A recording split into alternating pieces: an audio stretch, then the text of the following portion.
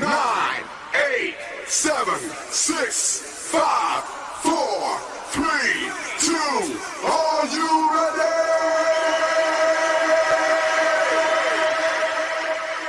The CJ Howard Show. Now let's go to CJ Howard. Hello, everybody, and welcome to another edition of the CJ Howard Show, episode number 7 of the CJ Howard Show. As we get you set here on this, what was a nice day, now it's turned into rainy, as it's raining outside, actually, here in Barberville. I don't think it's raining where John is at, but we never know by the time this show ends where rain will be, but it is out there. We want to hear from you. We want to take your calls. 1-346-314-0906. That's the phone number if you want to give us a call. We've got some tremendous guests tonight. We're going to be having Chad Pennington here about 8:15. Chad is the former played for the Dolphins and the Jets, and now is spending his third year as the Sayre head football coach, coaching his son, who is already committed to Marshall. So we're going to talk about that and everything else. Larry Fritsch from Middlesboro is going to be with us. Last week we had Jason Chappell and Dudley Hilton from Pineville and Bell, so I thought it only be fitting that we finish up the round table there in Bell County by bringing Middlesboro head coach Larry Fritsch in. Got a big game this week, huge game with Breathitt County. Ryan Lemons will join us at 9 o'clock. I got to remind him at 8:30 to make sure he gets up with us. Last week he got a little busy, couldn't join us, so we're going to try it again. And then at 9:30, we're going to hear from Camille and Courtney. Both, they wanted to be together. I had no problem with that, so we're going to have them here go over week 4 and week 5 and go over UK. With me tonight, I've got a really good friend of mine. I'm glad he could do this. It's an honor to have him. John McIntyre, former voice of WSGS in the late 90s and the 2000s. John, it's great to be with you. Well, I appreciate you having me, CJ. Yeah, you're going to have a lot of fun. This is a show that can get a lot of information to you sometimes. Well, what have you been into lately since we last talked to you? Oh, working. About all I have been able to do. Go into work and come home. But it's staying busy. I should say that. Yeah. Well, you have to these days with COVID because I mean, really, you can do things, but you got to be careful how you do them and be aware of your surroundings. Right, and what I do, I have to go into work. I can't sit at home and do anything that I do other than answer email and stuff like meetings and stuff like that. But I work in a lab, so I've got to go in, and I've been going in pretty much since the entire pandemic started. Okay, we got a phone call, so let's go ahead and take it real quick. Go ahead, caller. You're on the CJ Harris Show. How you doing, Ryan? Well, it was good. We went to church this morning and had opportunity to worship him and had a good evening. So what you been into? Same thing. I'd go to church too and just enjoy the blessings of God. Yep. So what's on your mind on this Sunday? Well, we're going to sponsor schools are getting turf for their football services. In your opinion, what kind of changes do you think it'll affect the game? Like make it faster, make it slower? Or do you see anything really changing in football because the teams going to turf? Well, you talked a little bit about this the other night, and we know about 5 or 6 schools that's going to be getting here pretty soon. We know Clay County should be done within the next week or two. Right? I think it's going to speed the game up. I think sometimes when you play on dirt fields, it can slow you down, slows down momentum. But when you get on a turf field, it seems like people can run a lot faster. Now, that's just my opinion. I think it'll be a faster game. Of course, Leslie County the other night had their big picture out what the field's going to look like when their turf will be done. So there are going to be a lot of changes coming to Leslie County football field. I understand they're going to redo the press box, some bleachers, and then it's supposed to be just a big overhaul. Well, if I'm not mistaken, I think Breathitt's going to go turf next year too. Is that correct? I've heard that. Everybody's trying to get in there. I know Clay's supposed to have theirs done by hopefully If not this week, it will be 2 weeks because they play on the road next week. I know Knott County is thinking about getting turf next year, or Leslie County is. I've heard Breathitt's name, and I've also heard Hazard just got theirs redone. So then I think there'll be some other schools that'll jump in there, and Letcher County's already had it. Hazard and Letcher were probably the first schools to have it before anybody else. So, no. Okay, now how about the turnover? Do you think they might increase more on turf or not? No, I don't think it'll cause more turnovers. I think the one thing, play will be a lot different. I think the pace of play will be a lot different. Okay. Another thing, these people that have line field don't have to worry about doing that no more, and that's probably a big load off their shoulders. Yeah, I talked to my brother Dan, he's Hazard's football coach, and I said, how's it feel not to go out on Thursday night and line a field and have that time to be able to do something else with your team, or just be able to go home and do something? He said it's amazing because I've been there before. I've done this. I have been there from 7 o'clock in the night to almost 1 o'clock in the morning painting the field. It's extremely hard because you got to get all the markings just right, the paint and everything. But once you get a turf field, you don't have to worry about that again. Not for 10 years. It's got a 10-year warranty, and then you have to redo it after 10. If I'm not mistaken, I think Morgan King's got turf too. They do. You guys play. Let's get him played on it a couple years ago. I didn't get to go to the game because I was doing radio for Knox Central, but I remember watching the game back on film because I had to do stats, and I remember them having the turf field. Okay, sir. I'm glad you had a good day today. Give Kathy my best, and you have a good evening. Okay. I will, Ryan. Thank you for calling. Appreciate it. All right. Bye. All right. Thank you, Ryan. Ryan Farmer, always a faithful caller, always ready to give us his info there, John. I don't know if you've ever met Ryan Farmer, but you need to meet him someday. He's very intelligent, knows a lot about his sports. No, I've never met him, but he sounds like it. He knows a lot of things. One person a long time ago said, I bet he knows about politics, and he wrote off a bunch of politics, and they were so amazed that he could do that. So but Ryan's a good friend of mine, and we go a lot of places together and have a lot of fun. So always a faithful caller. But sounds like a person who keeps his nose in the news. Yeah, he does. He's very well. He tries to be up on all sports. I know. Me and him talk once or twice a week, texting. If a job opens up, he lets me know. If I see one, I let him know. Because a lot of, especially this past season, there was a lot of turnover. It seemed like every day there was a coach quitting. So, sure. Yeah. So, John, a lot going on right now. How has coronavirus been at your work area? Has it been low? People have been taking care of themselves, doing the things they have to do to stay healthy? Well, for several months when it started, of course, nobody came in. I work for a lot of engineers, and of course, engineers, most of the things they do is, at least where I work at, is sit in meetings all day. So they could do that from the house. And so for several months, I was just one of probably just a handful of people that would come into work because everybody else stayed home. But now people are starting to trickle in a little bit more as people get vaccinated. But we still have people that work from home on occasion. So we're not at full capacity, but it's getting there, I think. There's a lot of businesses that are still not at full capacity. And there's some major business, Google, Apple, all those people are still not in the workplaces. They're working from home. So you're going to see a lot of that. So, but because this Delta version of the coronavirus is a lot more dangerous than the first version. It seems like that we're seeing 5,000-6,000 cases every day.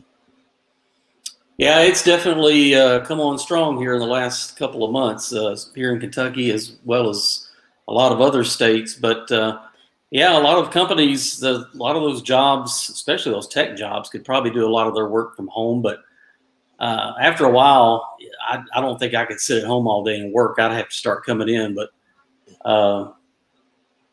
I haven't had to really have to worry about that because my job makes me come into work because I've got work to do. So Yeah. I do what I have to do. Good. That's good for you. My wife, she's a nurse. She works every day, works hard, she got a hard job. I mean, she works very hard. And, all the nurses and doctors that are doing this work hard. So it's just. Sure. Yeah. Right. We was talking about red counties, excuse me. We've only got 2 counties that are not red. Everybody else is red. That is Clinton County and Lyon County. There are only 2 counties that are not in the red. So that's telling me that, and I was looking at some of the numbers.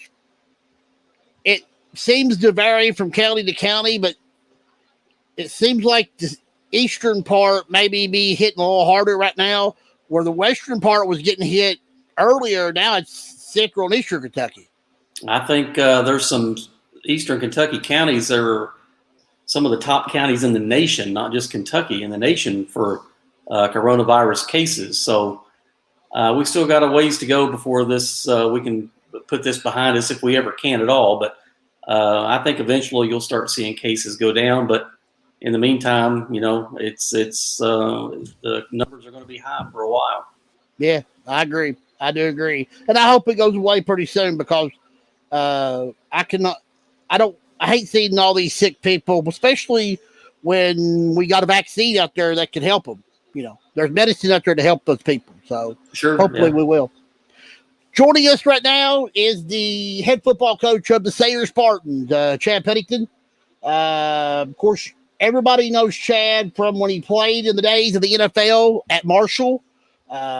He's been a very, very, very great NFL player when he played. I loved watching him play. We talked a little bit on the phone the other day. Coach, it's good to have you. Yeah, thank you guys for having me. Yeah, tickled to death to have you. Tell you what, you have got a really good football team. You guys have been playing really well. Off to another 4-0 start. Big win the other night, 42-8 over Dayton. Of course, your son Cole, one of the top players in the state, one of the better players in the nation at quarterback. Of course, he's committed to go to Marshall, I believe. I've heard that. How's it feel to have a team where you get a chance to coach your son, but also get to coach other kids on this team that are very good too?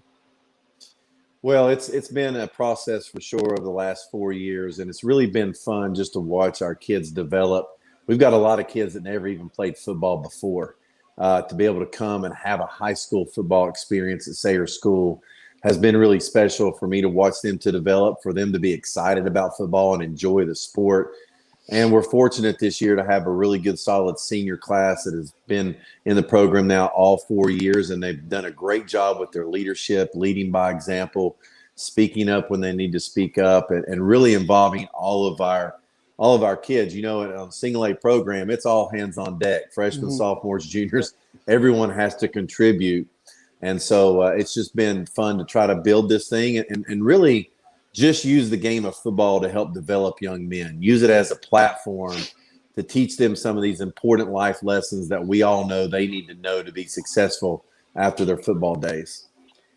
I heard you say last year after you played Pikeville in the playoffs, that was the best game that you needed to play to see, for your kids to see what it takes to be a winner. Well, there's no question. When you look at historical programs like Pikeville, like Hazard, like some of these single A programs, that's what you're striving to emulate. You're striving to get to that point.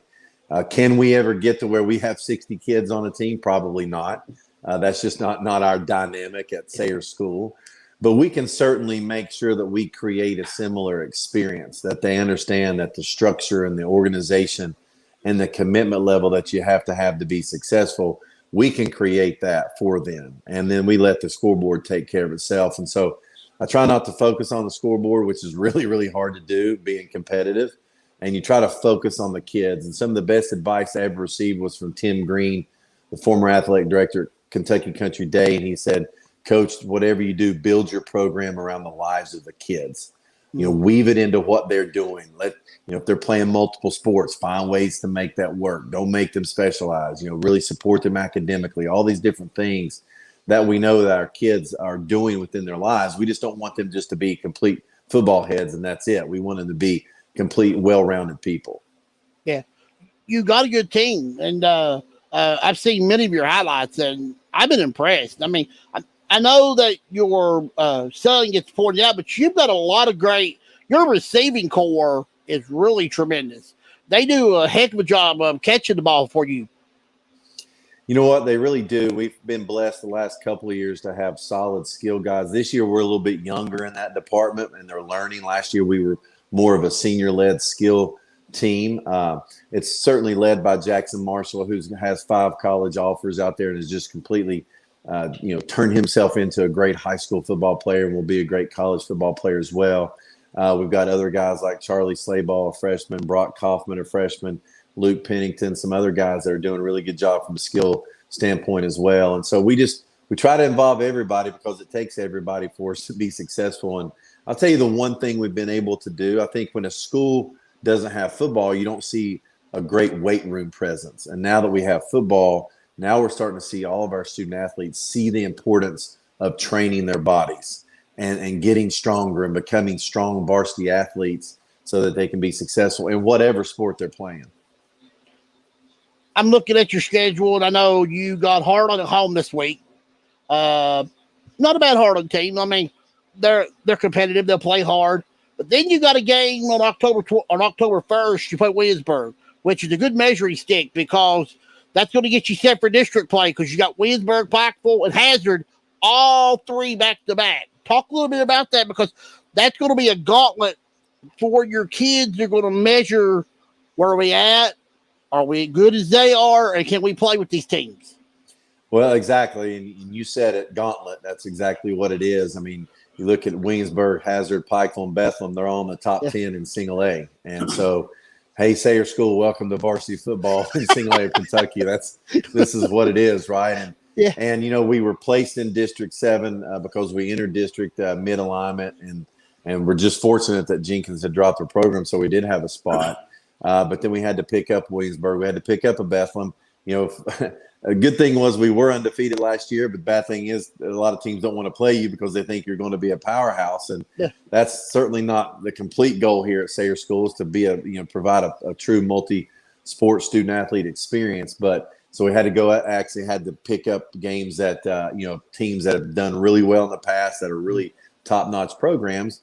But I think our kids are excited about it. They're excited to be able to play these top teams and see where they measure up and get into some good competition. I've got a lot of respect for Williamsburg and what Coach Herron does there. You look at Pikeville and Coach McNamee, Coach Howard at Hazard. I mean, shoot, all these coaches are great high school football coaches and run extremely well-run football programs. So it's a pleasure and honor to be able to compete against these guys and see what our kids can do. Well, it's an honor to have you in the mountains playing with these teams because I think you're just as good as any of these teams. On a given night, I mean, you can – I've noticed this year more than anything, on any given night, you can win or you can lose, especially this year because the competition level, people seem to – with the crowds back and people getting motivated, they feed off that. They get it. They're finding ways to win games that some teams probably wouldn't win 5 or 6 years ago. Well, I think there's a couple things there. One, I think this year is actually more challenging than last year when you're talking about COVID. And, a lot of teams having to deal with certain players being quarantined and not having a full-strength team. And so you kind of ride the ebbs and flows of that. I also think just in general, football is getting better. I really do. I mean, look what Hazard was able to do and beat Pikeville last year at Pikeville in the playoffs. I mean, what a tremendous win that was. And so our teams, are coming in more prepared. They're coached better. We've got better athletes across the board at the high school level. So I think that bodes well for the state of Kentucky and high school football for sure. Yeah, I've noted I don't know much about Bethlehem, your last opponent, but I know they're highly rated. But you look at that, you play 1, 2, 3. You play nothing but playoff teams in your last 5 games. So that has to get you ready for mountain football, don't it? There's no question about it. I mean, we've got to make sure we prepare well. For all single A teams, you hope you stay healthy, right? You got to stay healthy because of your numbers. Yeah, I mean, even Bethlehem, when you look at them, they're coming out of District 2. They play Holy Cross Louisville. They play Campbellsville. They can throw the football around. Coach Walker there played at center, does a great job. They've got some really good, strong athletes. And so, yeah, across the board, it doesn't get any easier. And it certainly starts Friday night with Harlan coming in. And we know how mountain teams are, man. They come to play, and you better be ready physically, mentally to play 4 quarters. They're not going to quit. And so we've got to be ready. It's a great challenge for us. John, do you have anything you want to ask Coach? Well, first of all, Coach, big Dolphins fan here. We took it on the chin. Okay, we took it hard on the chin today, but boy, they did, didn't they? Oh my goodness, I couldn't believe what that. What are you going to do? But you kind of cleared it up for me a while ago. I'll be the first to admit I haven't kept my hand in the high school football scene in a few years. But I was sitting here wondering a while ago how you ended up with these mountain teams in your district. But you kind of cleared that up for me. So when you start talking about mountain football and then you're talking about the Sayre Spartans, I said that something just doesn't jive. But no, it doesn't. But yeah, I can see you're playing the Hazards and the Pikevilles of the world. But so I know you got Hazard coming up, which I would be interested in. Where do you play your games at? So let's see. We'll have Harlan here Friday night on the 24th. Then we travel to Williamsburg and travel to Pikeville, and then Hazard comes to us, and then we travel to where we go. Then we go to Phelps, and then Bethlehem comes to us. Our complex is actually right off of Interstate 75 on exit 104 headed south. So teams don't necessarily have to go into the city of Lexington, which is actually a great bonus for them and for us. And so we're right off of Interstate 75, exit 104, Richmond Road exit. It's like a quarter mile out there, and Sayre School has been blessed to have a little 50-acre complex that we're continually trying to improve and add a couple things to. So over the last 4 years, we've been able to add lights to the game field, add a bleacher set. We just put in new Bermuda grass this year, added a couple more auxiliary fields. And so just slowly but surely, you know, what's a great thing about athletics and football is that it can really build momentum for your school. And people want to give and be a part of that. And it can really be a huge asset. And so one of my goals has been to really show how athletics can partner with academics and work together to make the school stronger, both in the classroom and on the athletic field. Is that field inbound from 75 coming toward town?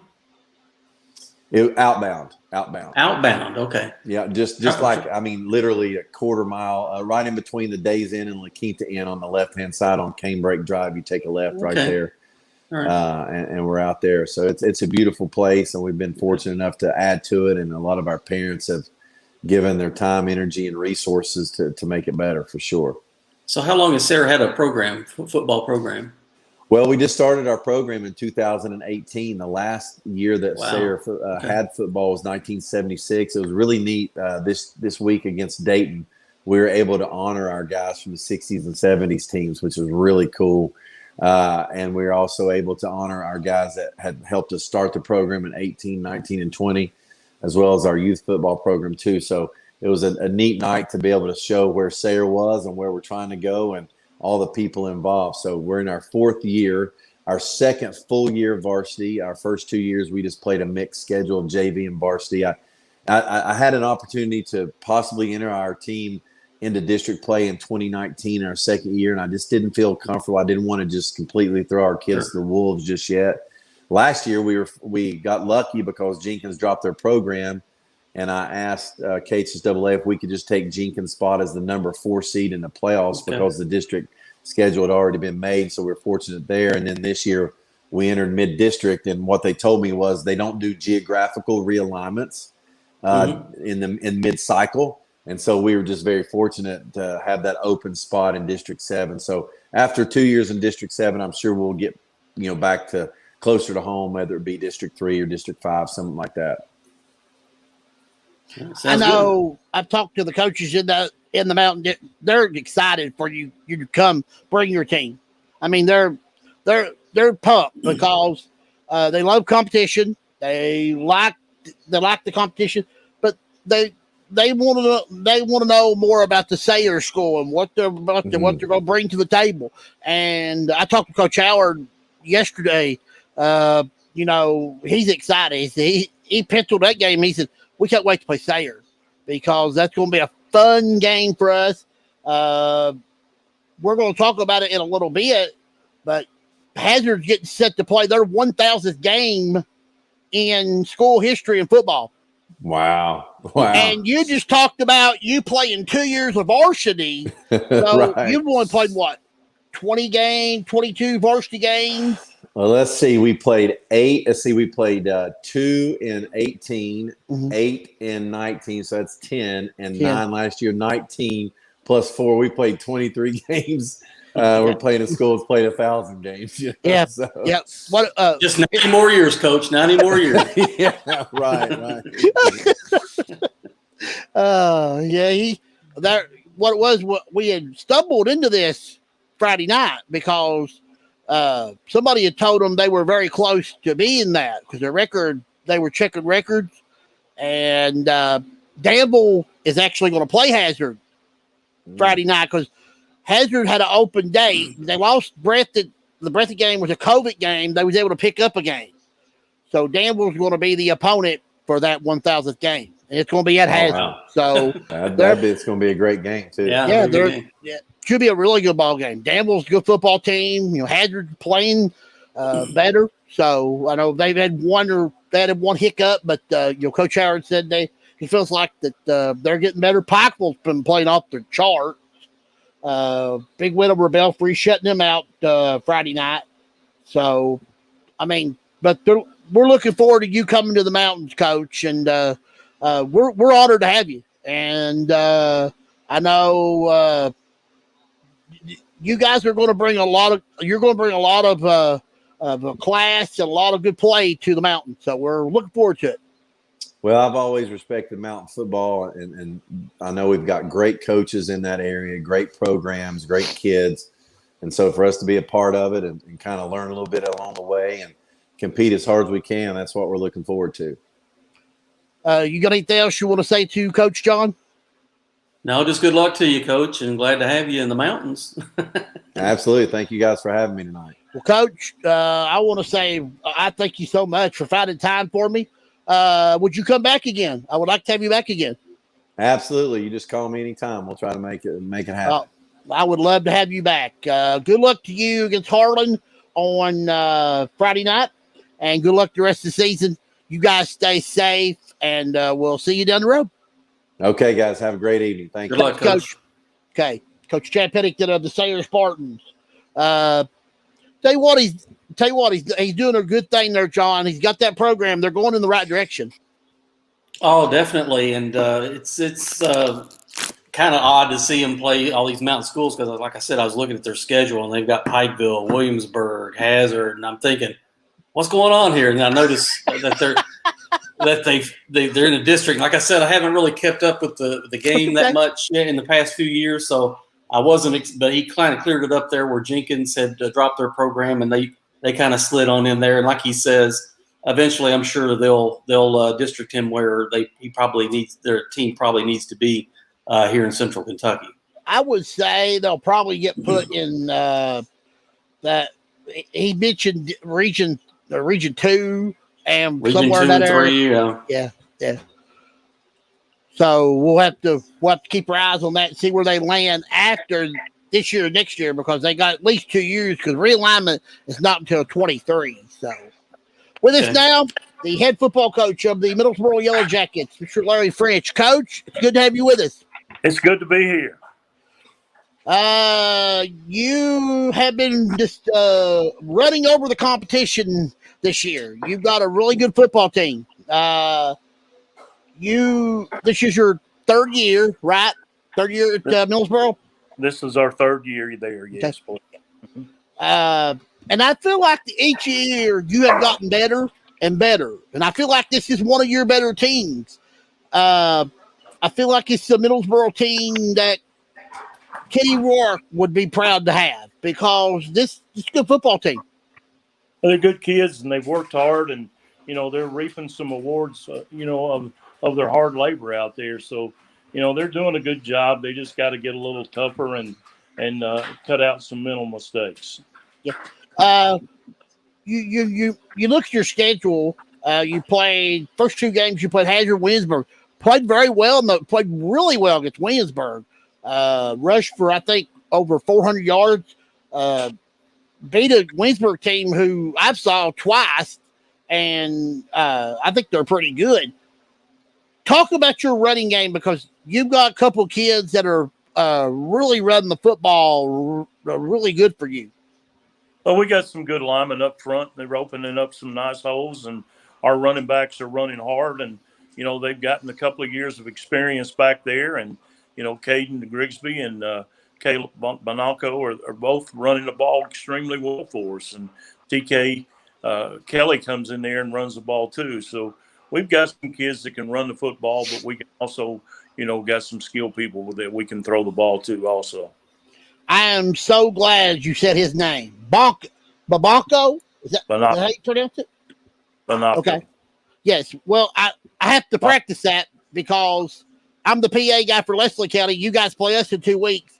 And I was scared to death to say his name because I know I'm going to mess it up. And I don't mean to. I just have, but I'm glad you said it because now I can practice it that way. So I shouldn't have any problems.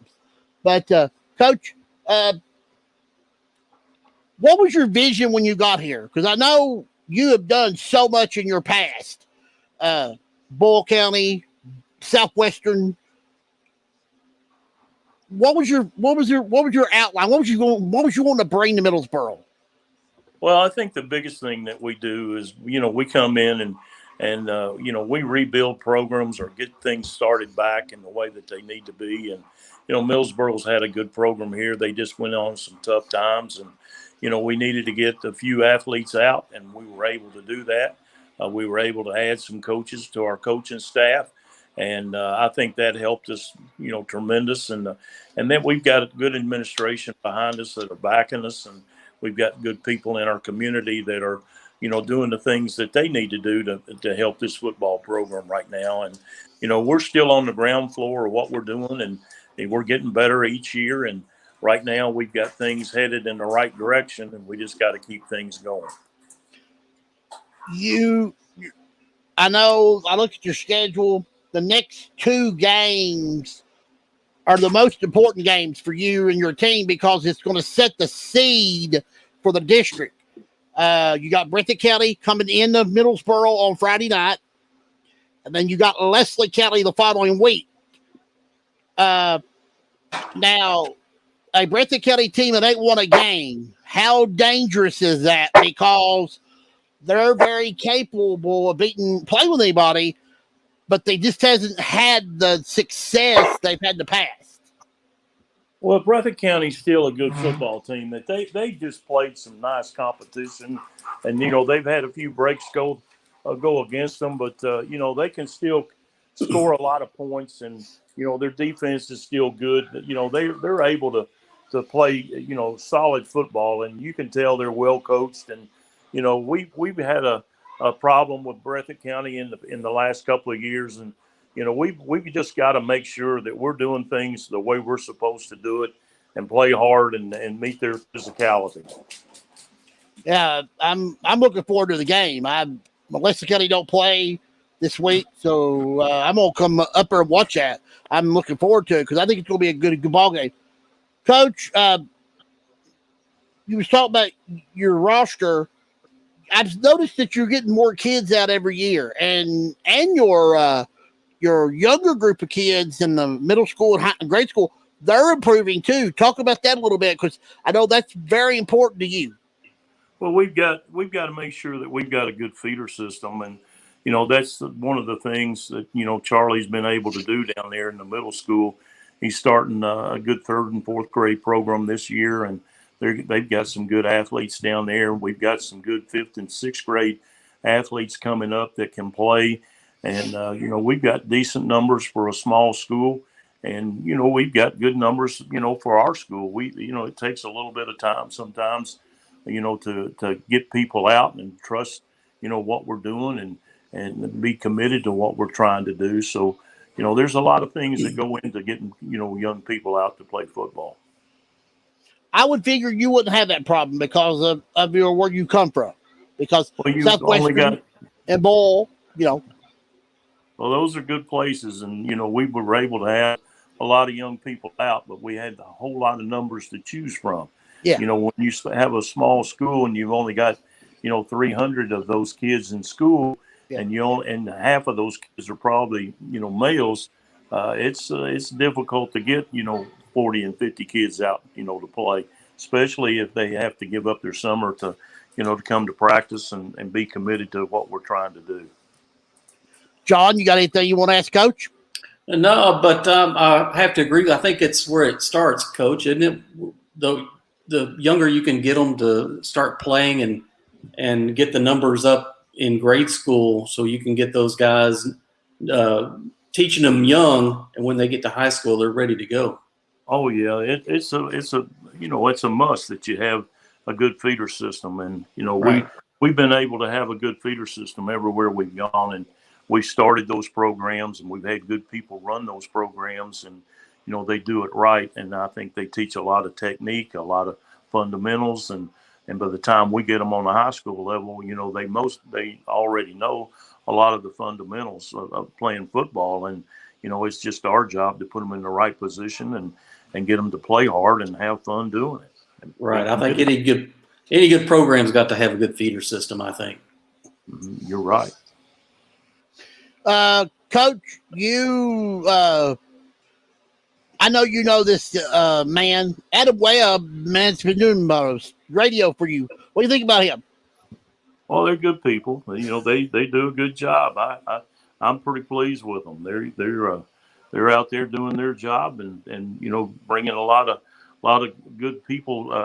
Listen to them, and that's a good thing. You got a lot of people, a lot of fans out there that can't come to the games, and they carry the broadcast, and they do a great job with it. So, that's just helping our program. Adam's a good man. He's of course, Adam's been on this show before. Also, he's got the Wildcat Sports Talk show that he does with Tim Brenstinger.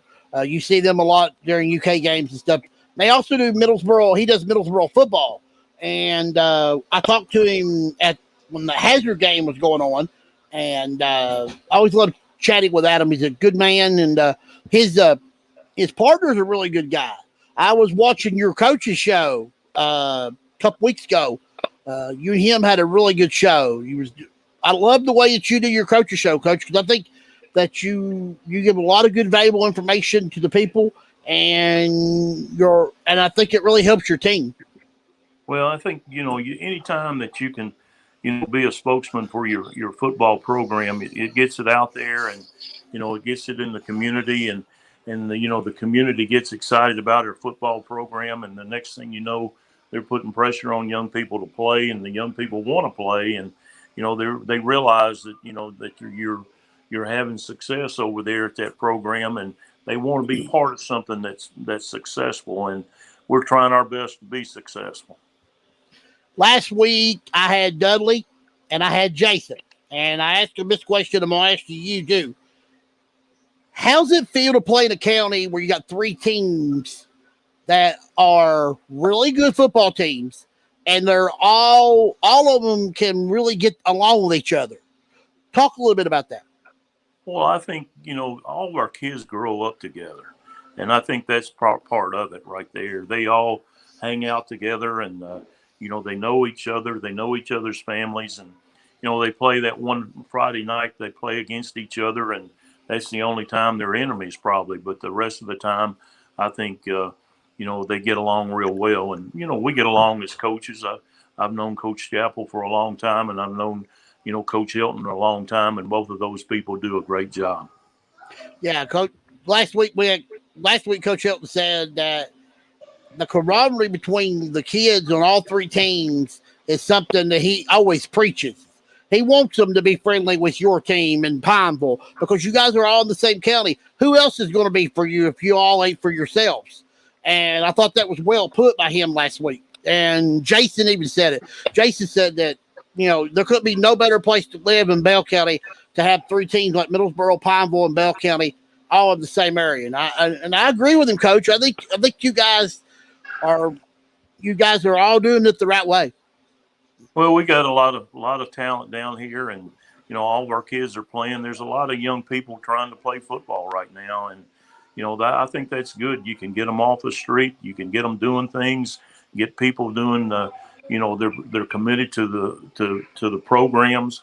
And, you just you got to work with young people, around the clock and make sure that they're doing the right things on and off the field. And I think all three of us try to do that. Well, Coach, this has been an honor. I'm glad I was able to get you on the show. Would you come back again? I would like to have you back. I know you got a lot of business to take care of between now and the next couple of weeks. District play. I noticed you got 5 games left, 4 district games, and then you end the year with Pineville at Pineville. So that should be a lot of fun, and then the playoffs. But got a big game Friday night. Nobody ain't doing anything. You're going to be in the Middlesboro area, Middlesboro, Breathitt County. They're at Middlesboro High School. They're at the football field. Stop in, check that game out. That will be a dandy, I think. And Coach, good luck to you, and hopefully you can come back again, and we'll do it again. I'll be happy to. Thank you. Thank you, Good luck, Coach. Coach. Thank you so much. All right, Coach Larry French of the Middlesboro Yellow Jackets. John, he's been around a long time. He's coached a lot of good football, Boyle County and Southwestern. Oh yeah, those are some top-notch programs. Boyle County, you get a coach like that to come to your school to coach Middlesboro. They're lucky to have him. I'll help Coach out. There you go. He got helped him out there. He was trying to get off there, and I helped him out there. I've watched him a long time, and I've always respected him because he's one of him and Dudley and a lot of these veteran coaches. You don't see them around much more. Mike Holcomb, which is now Madison Central, but you don't see these coaches that we used to see in the days that we done. You done radio stuff, because there was a lot of great coaches back then.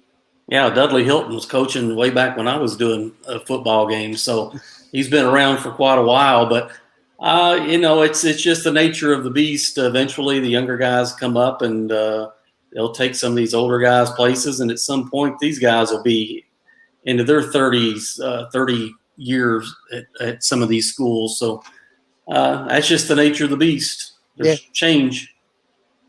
Coach Holcomb just took over the Madison Central program. This is Larry's 3rd year at Middlesboro. And, Dudley's had 2 stints now at Bale. I'm trying to think of some other coaches that have been there a long time, because Jerry Hurd's at Williamsburg a long time. So there's a lot of coaches out there that's been there a long time.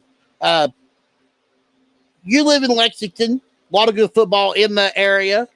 Probably the best team, regardless of class right now, playing is LCA.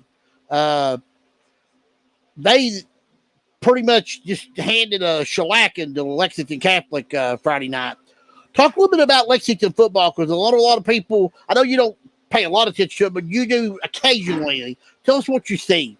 Well, I think Frederick Douglass is probably one of the best football programs going right now in Lexington. And like everything, there's ebbs and flows.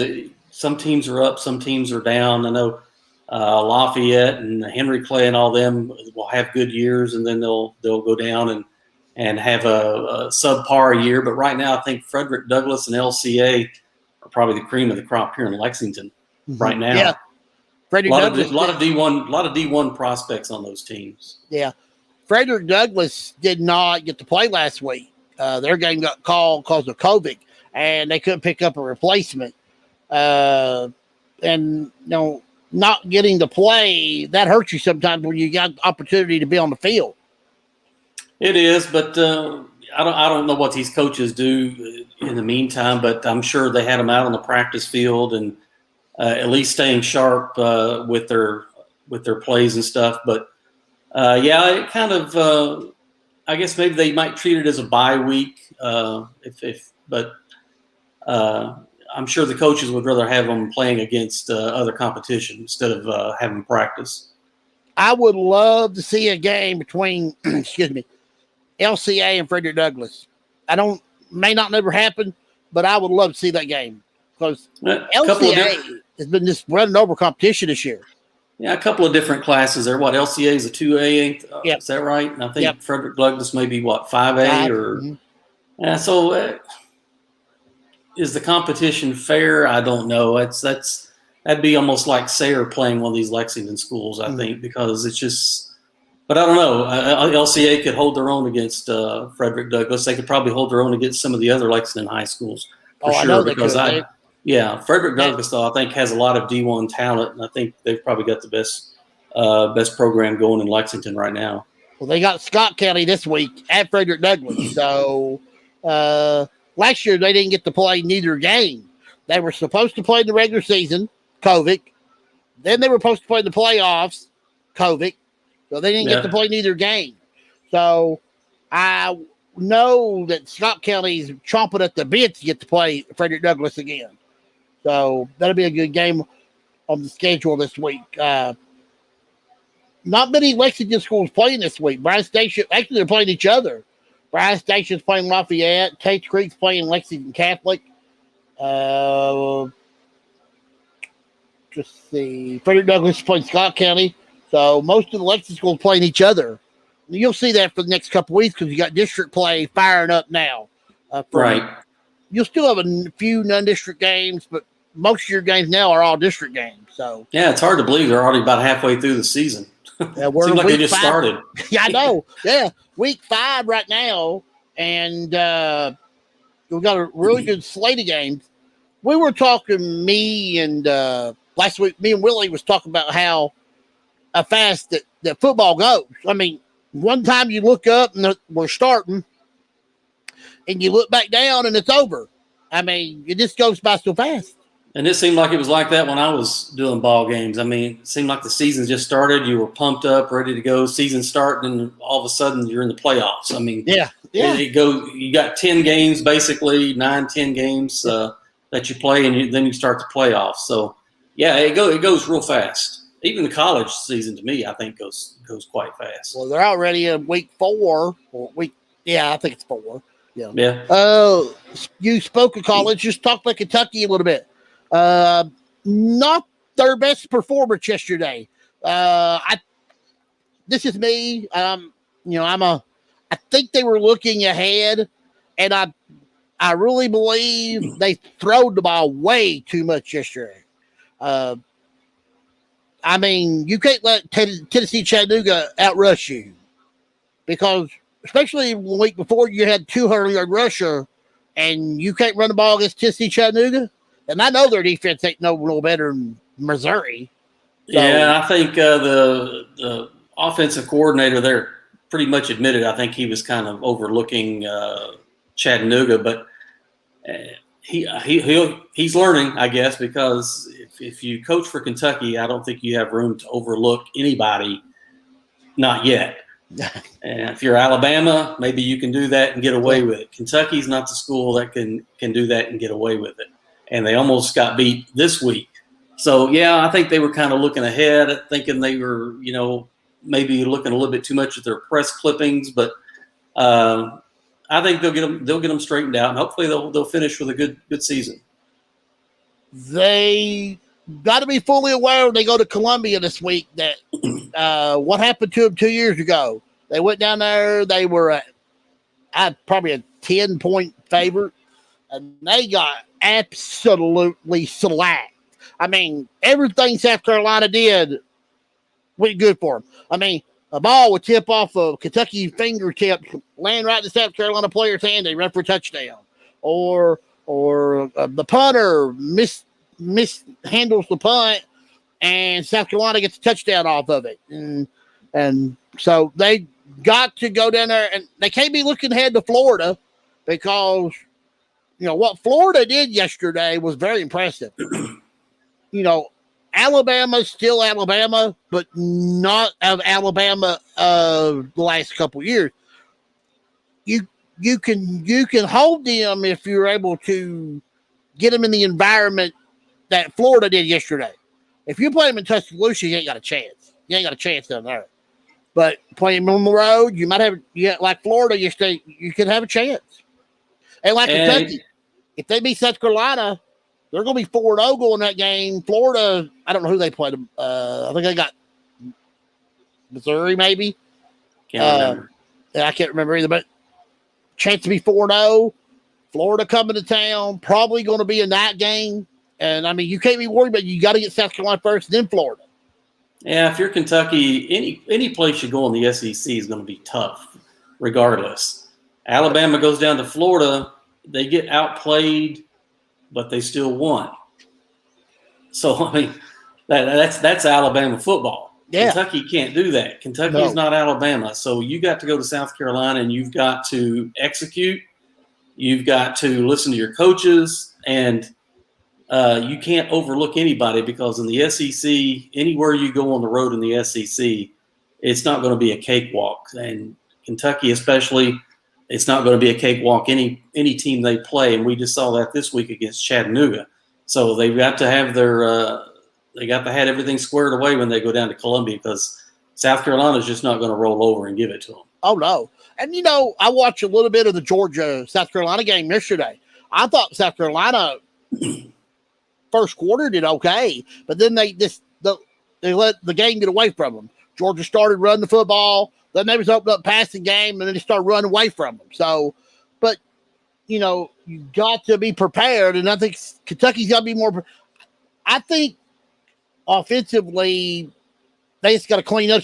Their defense has got to come every week. I don't feel like in any of the first 3 games the defense has come to play. I don't think the defense enough to win. Yeah, I don't think the defense was as good as it was last year, but I think they've got room to improve, and I think they will. But you've still got Florida you got to play, as you said. You got Georgia you got to play. LSU. Kentucky's got a rough road, but luckily those games are a little bit later on in the year. They can build upon their success, and I really like their offense now. The offense they've got going now with the quarterback that's in there from Penn State. They've got some good skill positions with wide receiver and Ali and Robinson.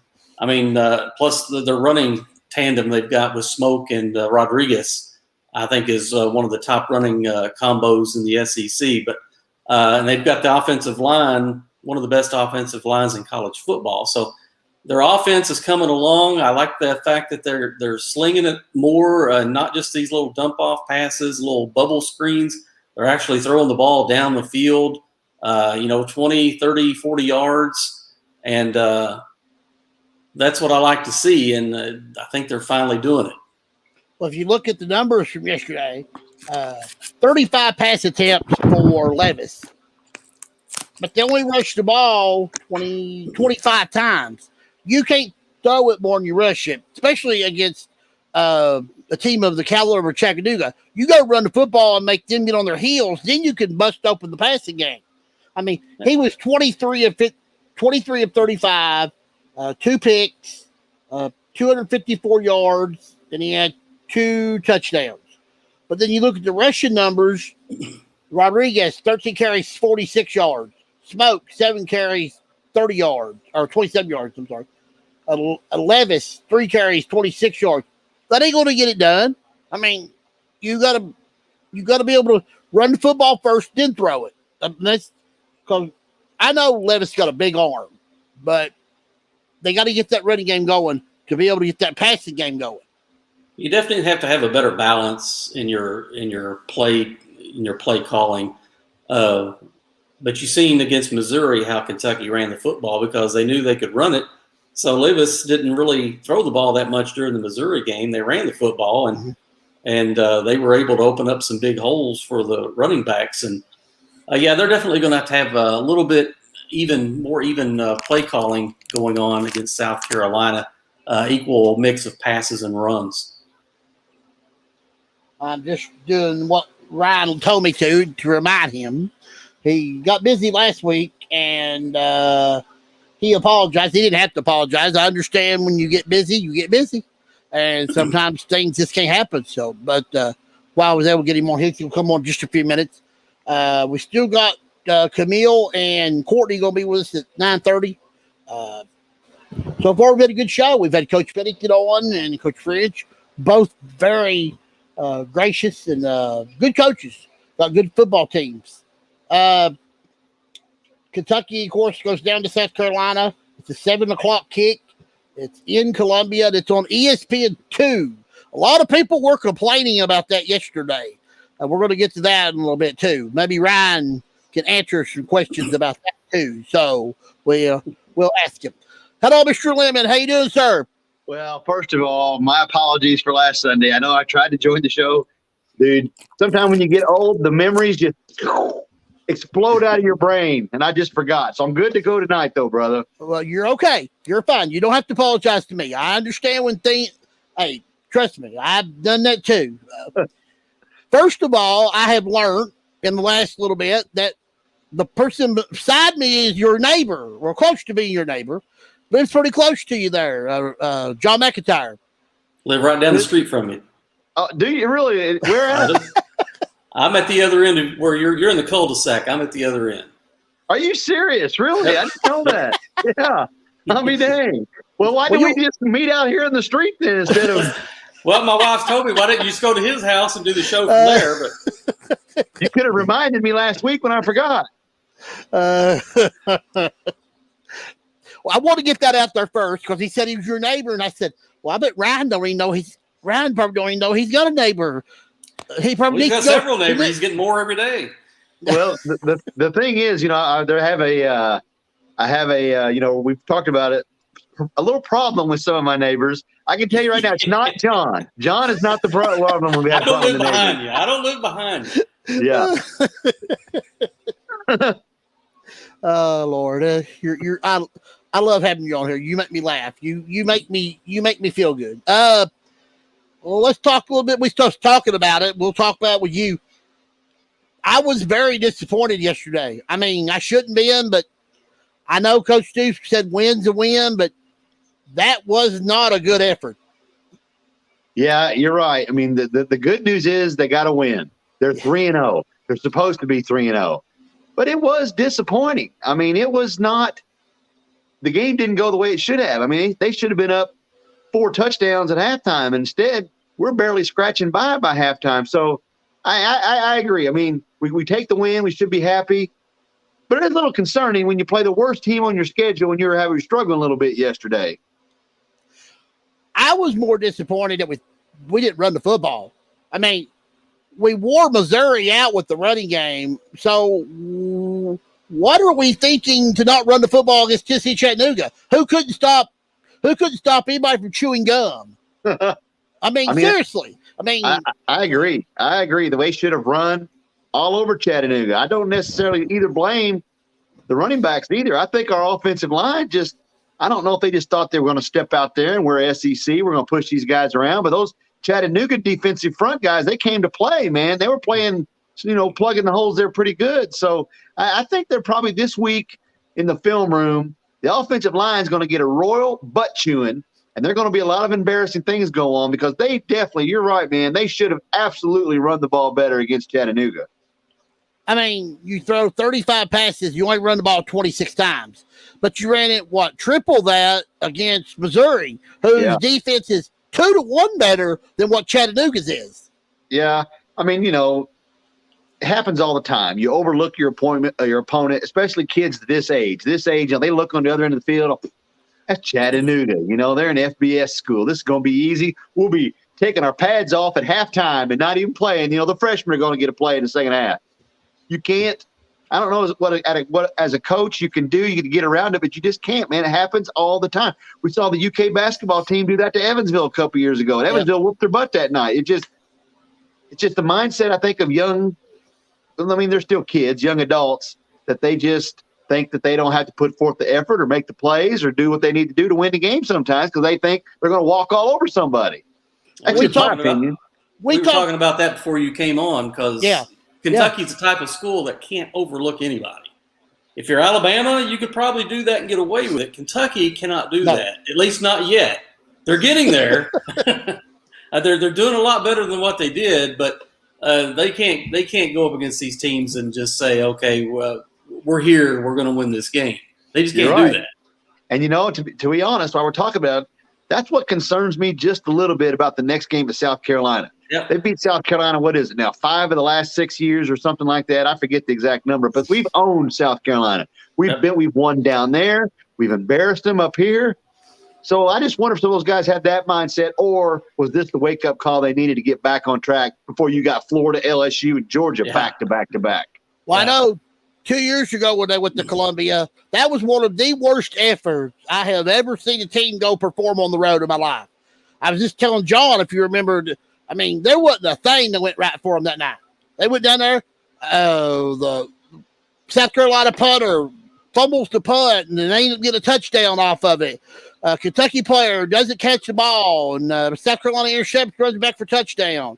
They run back 2 kickoffs, and I was listening to the game because I'd been watching the University of Cumberland that night.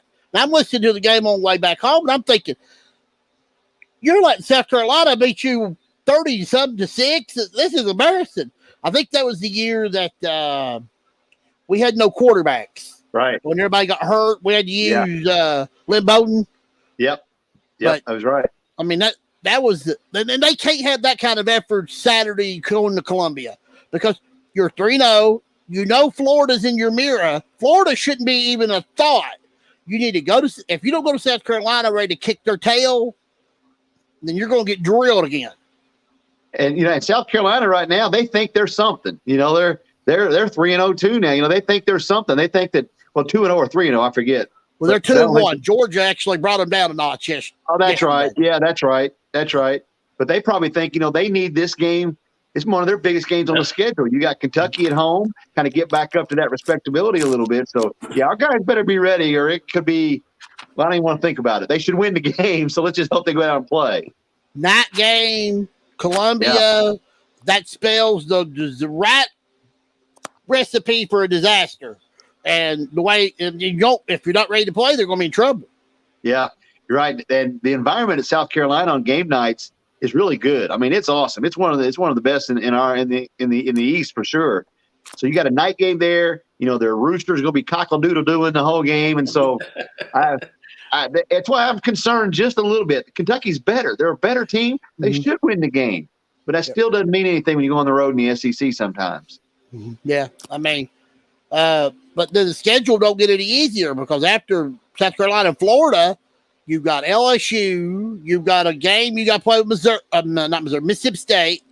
Then you got Arkansas, and you never know what's going to happen when we play Arkansas because the last couple times we played them, and we went 4 or 5 overtimes every time we play them. It seems like so. I mean, it don't get any easier for Kentucky, but I do feel that.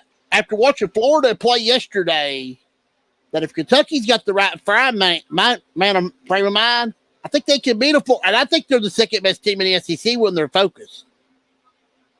John, I don't know what schedule CJ's looking at, but they don't play Arkansas this year. Oh, they don't play Arkansas. I'm sorry. You better hope they don't play Arkansas this year. Yeah, exactly. I know they play Mississippi State, LSU. Who's the other Western Division school they play? Well, coming up, they've got this stretch where they've got Florida at home, LSU at home, and then they go to Georgia. That's back to back, 3 tough games. And then they got a bye week before they have to go play at Mississippi State. So to me, that bye week, I think, comes at a perfect time. After you just went through the gauntlet of those 3 schools, and then you got Mississippi State staring in your face. But you look at the schedule, the last 5 games, they honestly should win. It's Tennessee, Vanderbilt, Louisville, New Mexico State. What's the other one? Yeah, New Mexico State. I mean, they really should win their last 5 games of the season. Maybe 4 games or 5 games of the season. I really, really feel like they're going to. I do worry about the Tennessee game because that could be a letdown. I mean, after we beat them last year, they're in Tennessee for the first time in a long time. What's Kentucky? Well, what are they going to be by then? Because how much? Who's going to be healthy by then? Because hopefully we don't get any injuries. Because Florida, Georgia, very physical football teams. South Carolina, very physical football team. We can't have any injuries. Can't lose nobody. Well, that's the key. You're right. Those last 4 games, they should win them. But you're right. After going through that gauntlet, you got to hope they come out healthy and not having to replace some key players. There's no doubt about it. So, the Tennessee game, what was it? 4 years ago, they went down there. We had the better team, and we played the worst game of the year. It was a horrible game we played down there, and they beat us. We're better in Tennessee. We're better in Mississippi State. We're better in South Carolina. You got to win those games. You got to play better than you did against Chattanooga, though, if you're going to win. That's what I feel about it. Yeah. Am I correct? Is Terry Wilson? Is he the quarterback in New Mexico State? He's a quarterback at New Mexico. New Mexico. Okay, I know he's at one of the two schools. Yeah. I know yesterday they played didn't they play an SEC school yesterday? Yeah, they lost to Texas A&M pretty bad yesterday at Texas A&M. But 2 weeks ago, Terry won the quarterback of the week award. First week Will Levis won it, and the second week Terry Wilson won it at New Mexico. But yeah, they got whooped pretty bad at A&M yesterday. Yeah. A&M is a team that yesterday as a whole, the SEC, I think the first week of games we saw, I think Alabama is very vulnerable if you can catch them in the right area. You go beat them in Tuscaloosa. You ain't beating them there. I'm not saying that. But if you can get them on the road in your environment like Florida had them yesterday, I know Florida left a lot of points on the field. Did you feel like it? I didn't get to see much of the game. I had to go to the UK basketball event last night, so I was trying to keep up with it on my phone because when I left my house at halftime, I think it was a 5-point game, and we get to Transylvania for the basketball event last night. And people were giving me updates, hey, it's still 5 points, or hey, it's close, or So to be honest, I did not get to see it, but it was a lot closer than I think most people thought it was going to be. They left points on the field, the big time. Wow. I mean, they had opportunities. First half, they several drives that they really shot themselves in the foot. Not that Alabama did, it was they shot themselves in the foot. And, and I thought one thing Florida did yesterday too that was smart was that he kept the one quarterback in there and didn't bring Richardson in at all. So I thought that was big, and I thought that's the reason why they got back in the game, because he switched quarterbacks. I think Alabama would have really blown them out. So that James kid played quarterback the whole game for Florida? Yep. Wow. Yeah. Well, they played well. I mean, they were playing well. They were moving the football against Alabama, so I can see why they stayed with him in there. I mean, the Florida – when I looked at the schedule, I thought there were three – I picked us to go 9-3. At Georgia, well, I think it's the toughest game on the schedule. And I did pick Florida to win here at Kroger Field, and I picked LSU to beat us. Now, of course, now LSU looks like, they're very beatable. So maybe 10-2. I'm leaning more towards 10-2 than I am 9-3 maybe at the moment. But I gotta have a better performance than I saw against Chattanooga to make me feel good about it. Yeah. You mentioned the basketball thing. What did you see? What can you tell us? Because that seemed to be a very successful event that they had. I can tell you this. The best thing I saw all day yesterday was not the UK football game. It was that UK basketball scrimmage. I mean, it was fun to watch. Ty Washington is the best player on the team. He's for real. I mean, the dude, he won the 3-point shooting contest. He hit shot at the buzzer to win a team shooting contest. He was bombing threes during the scrimmage. I mean, Ty Washington is the best player. But I'll tell you, I'm going to say this on KSR in the morning. The most impressive thing I saw during the entire hour-and-a-half basketball event was Kareem Watkins dunking the basketball. Kareem Watkins is a guy nobody knows. He's a walk-on. He's the little bitty guy that came in at the end of the game last year. Nobody knew who he was. I mean, I'm 5'8". I'm taller than he is. And he dunked it in the slam dunk contest. He won the slam dunk contest. It was unbelievable.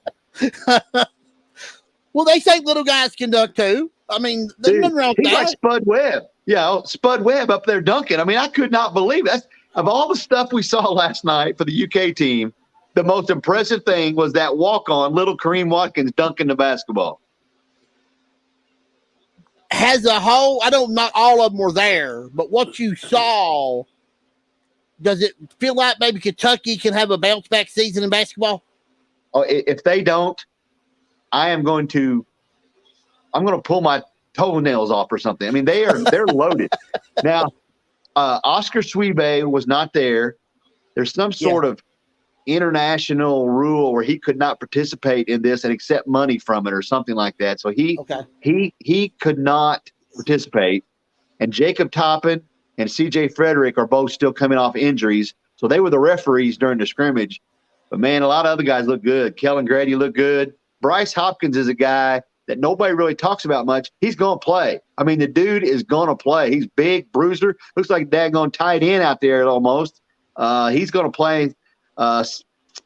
Kellen Grady, he looked good last night. So I left excited about the team, and they better not, CJ, do what they did last year. I know that the talk is about the younger kids coming, but what about the older kids that were coming back from this past season? What can Mintz and what can they bring to the table now that they've had a year's experience? Can they teach the younger ones? What can they learn? What can this be?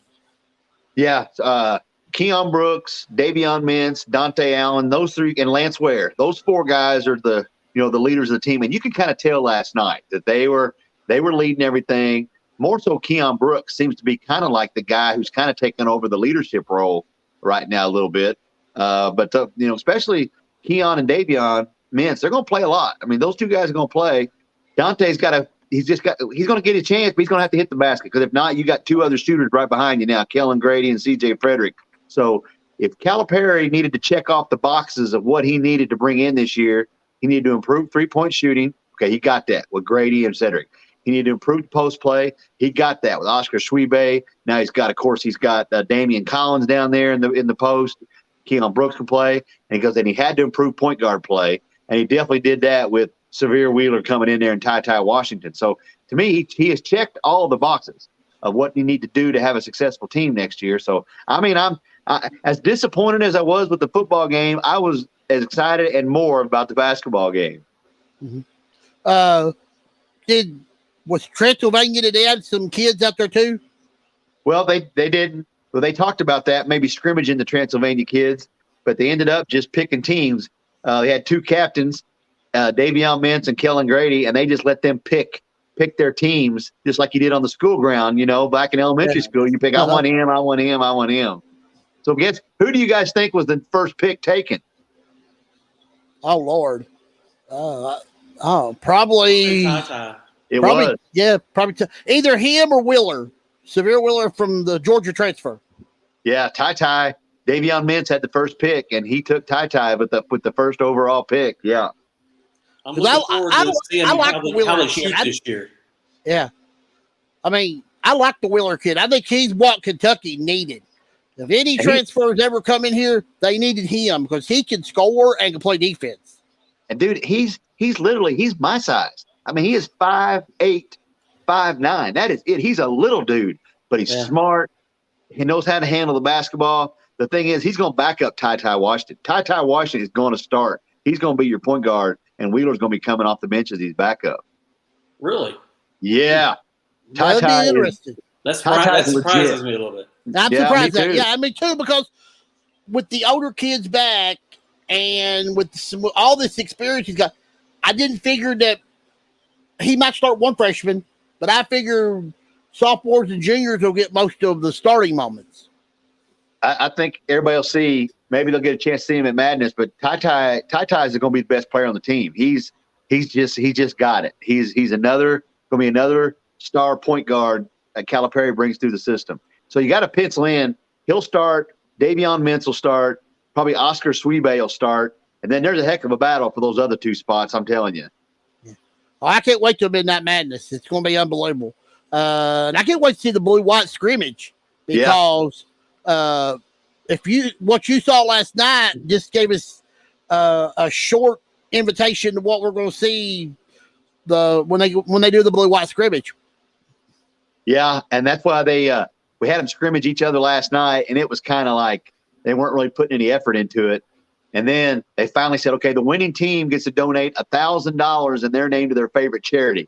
So then things picked up a little bit. Then they literally started playing a little bit, and you got to see some guys in action. So, and despite after the blue-white game, remember their first exhibition game, CJ, it's against KWC, baby. Kentucky Wesleyan coming in the house. Yeah. Well, you'll be fired. You'll definitely be fired up for that game. I'm going to wear my purple. I'm going to sit behind the purple bench, and I'm going to yell like crazy for Kentucky Wesleyan that night. There's no doubt. Oh, now you don't want to make Kentucky mad. Now you want to. I don't think he's going to make Kentucky mad. I would say the night after that, the next morning on the radio show, it might be you may get some angry people hollering back at you. Well, we talked about it. When Kentucky plays Transylvania, Matt supports his alma mater, Transylvania. Yeah. I'm going to support my alma mater, Kentucky Wesleyan. I mean, I know they're not going to win. They're going to get blown out. But for one night, we can put Kentucky Wesleyan in the spotlight, and I'm proud of the Panthers for being able to do that. Yeah, I'm glad. That's going to be a good that'll be a good – is that the opening scrimmage for first one. Uh-huh. What's the other scrimmage before Duke? I don't even remember, to be honest. I can't remember the other scrimmage either. I don't remember. I know you don't. I'm excited about the women's team this year. What are we going to see from them? Could we see maybe a better push under second-year head coach? Yeah, I think so. I think, they got the best player in the country in Ryan Howard. Yeah. She may win. She may be the consensus player of the year. Good Lord willing, she stays healthy. She's just a superstar. She's going to end up leaving here as if not the best, the second. It's either Valerie Steele or her are the best player to ever play at Kentucky. She's awesome. But they've also surrounded her with a lot of good players. So this women's basketball team, they could be finally. I mean, we keep saying it. They're knocking on the door of a Final Four. Maybe this is the year they can finally get there because they've got the talent definitely to do it. I know the SEC's been their Achilles heel, because South Carolina, Mississippi State. Yeah. I mean, they don't seem to find a way to beat those teams, and they got to be able to beat those teams if they're going to be a contender for a national championship. You're right. That's just kind of like how it is for our football team. For our football team to get there, we're going to have to find a way to beat Georgia. Well, for the women's basketball team to get there, they're going to have to find a way to beat South Carolina. I mean, they're the cream of the crop right now. They seem to hold their own with most teams, but you mentioned it, SEC women's basketball is as tough as SEC football, and they just got to find a way to put it together. So maybe this is the year because they definitely got the personnel to do it. John, you want to say anything to Mr. Ryan? Speak a little bit, Ryan, if you can, about recruiting. Calipari's got 3 5-stars on the docket for next year, and rumor has it they may get another one here pretty soon. And speak a little bit about the likeness and the money that the players can now make, and how that might help recruiting. Well, I think it's huge in recruiting. I mean, I really do. It is too. Yeah. I mean, I think that's why those 2 kids ended up signing with Memphis, because they got this huge $1 million deal from FedEx coming to them. The quarterback over at Owensboro, Gavin Wimsett, he left 3 games into the season due to an NIL deal to go play at Rutgers and become eligible immediately. So, I mean, you can't deny the NIL is playing a huge factor in the recruiting game now. Kentucky's doing a good job, I think, going to their recruits and say, hey, look, this is what we're doing, as our team, and trying to help, because the question is going to come up.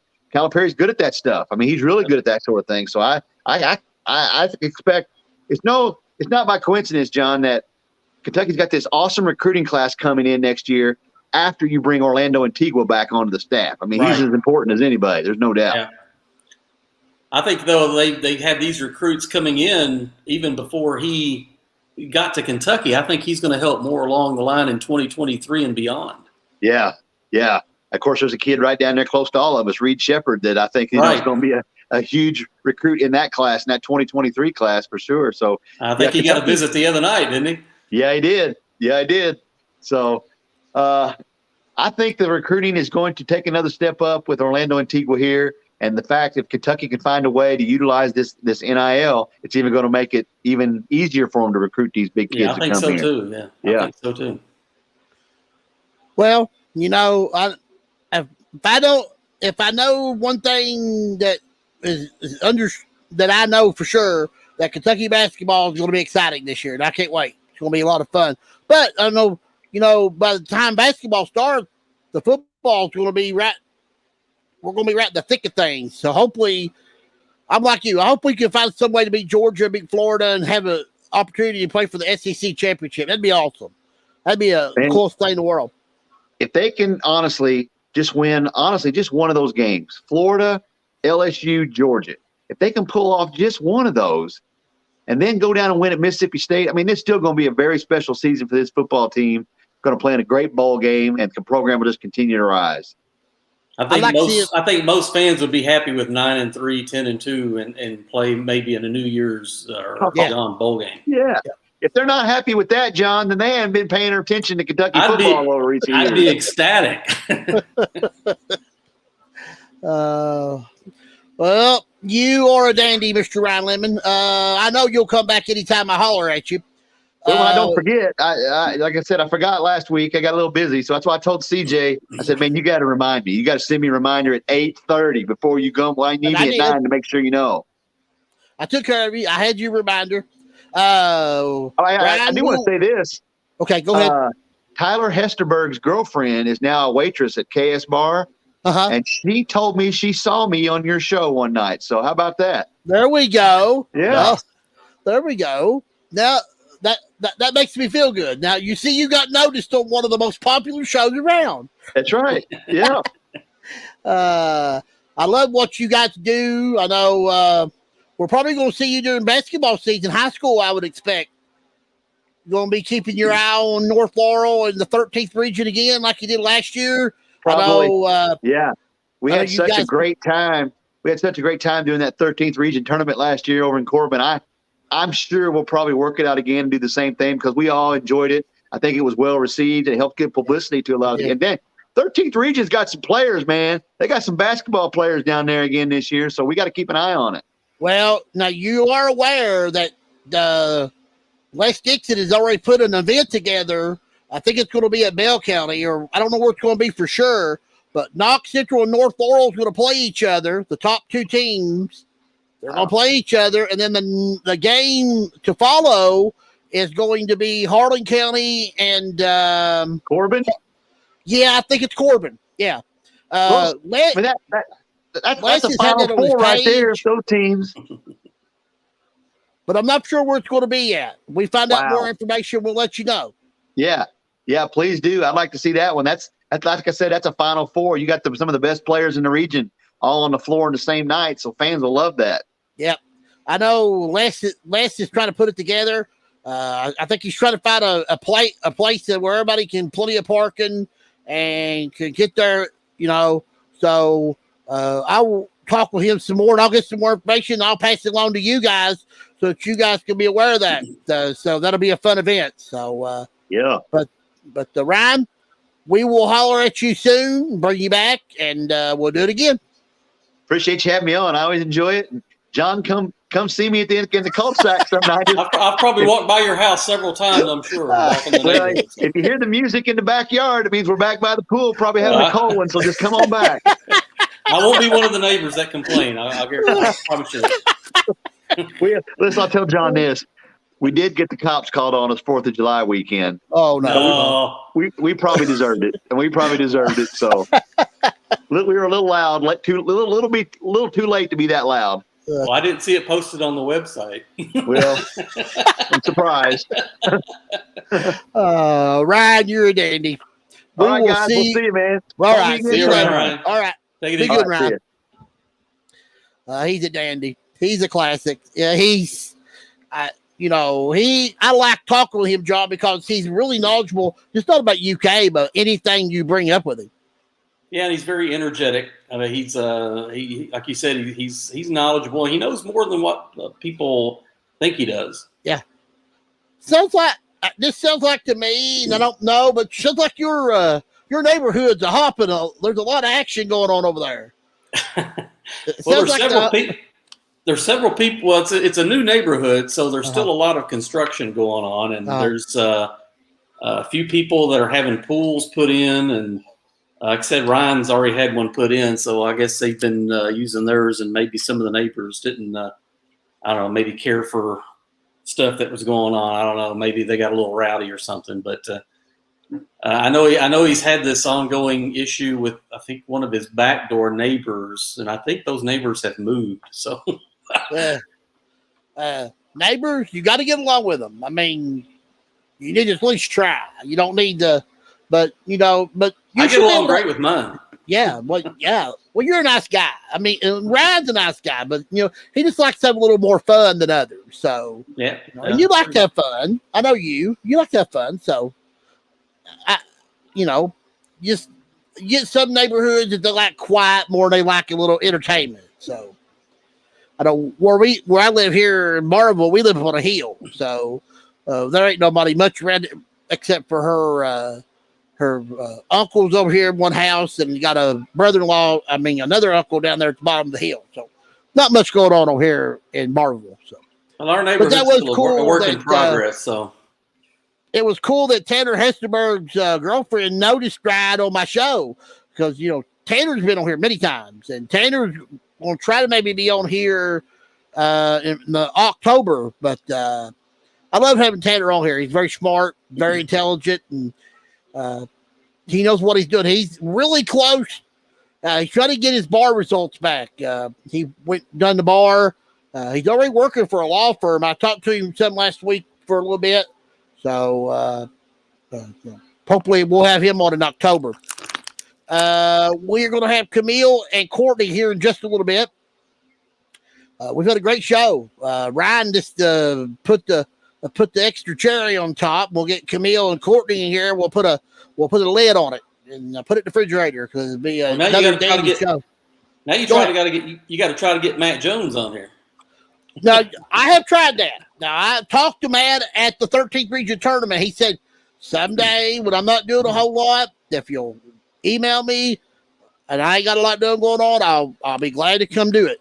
And, well, you know, I've emailed him a couple of times, not had much success. But I'm hoping maybe Ryan can pull that string for me one day and get him on here. I would like to really have him on here. I don't know if you got to watch much of the 13th region tournament last year. They done the whole tournament, and it was on the internet too on the live streaming network. And but they did a good job doing that, KSR and everything. So it was great. Ryan did a couple games. Matt done a whole bunch of them. I think he done every one but two. I mean, if you've never been to the 13th region tournament now, if you're in the past, it's at the Corbin Arena, which it's located on top of the hill there in Corbin. It's the best place to have the tournament, and it's one of the better venues to host an event, especially the 13th region tournament, because everybody comes out. But there was not a seat for the semifinal games for the last 2 years. Every ticket's been sold. Well, tickets could be sold for last year's because of COVID, but 19, they didn't have a ticket one, not a one. I mean, you couldn't fit nobody else in the building, so it's fun. And I always love doing those type of games where the arena was just packed. I love those games. Those two games I mentioned are something that the Les Dixon is putting together. He talked about it during the summer, and he's put the games together. He's also got some girls' games that he wants to do, some of the better teams. So, if you don't know Les Dixon, he's a 13th region guru here in the mountains. Does really great with 13th region media. I mean, I was talking with Harold Bashir, who has been doing a great job with the 14th region media this past couple years. And, he's trying to get the same level as Les and them. And I think we're getting there. We just got a little more work we need to do. I think our radio stations and everybody needs to realize it's not about their individual station. It's about, as a whole, us being one group to work together. And we can do many more things and doing better. So, got a lot going on. Yep. I was talking about Adam, who does that Wildcat Sports Talk with Tim Brenstinger. They do a great job. And I was listening to them a little bit after the UK game Saturday. And, they was pinpointing the mistakes and stuff was going on. And, they was hitting it right on the money. So, but Adam's a good guy. He does a good job too. Last mention, he does Middlesboro football. He does a great job for them too. Yeah. I would hope someday you get back in there and see you doing some games. I miss you. I really do. I wish you get back in there. You still got a knack for it. I think you could really do a great job. Maybe Sarah would want me to do it. Do what? Yeah, maybe the Sayre Spartans would want me to do it. I don't know. Yeah, you never know. You be on this show. Hopefully, it'll get you some more recognition, which you're already recognizing anyway. But hopefully, more people will notice you and say, "Hey, John McIntyre, I got to have him. Can we get him to do a game or something? Maybe." See, you never know. Never know on this show. Well, I haven't done those in quite a while. But I still believe that's probably the last game you done was with me. Football, I think so. Yeah, I think you're right. We done basketball.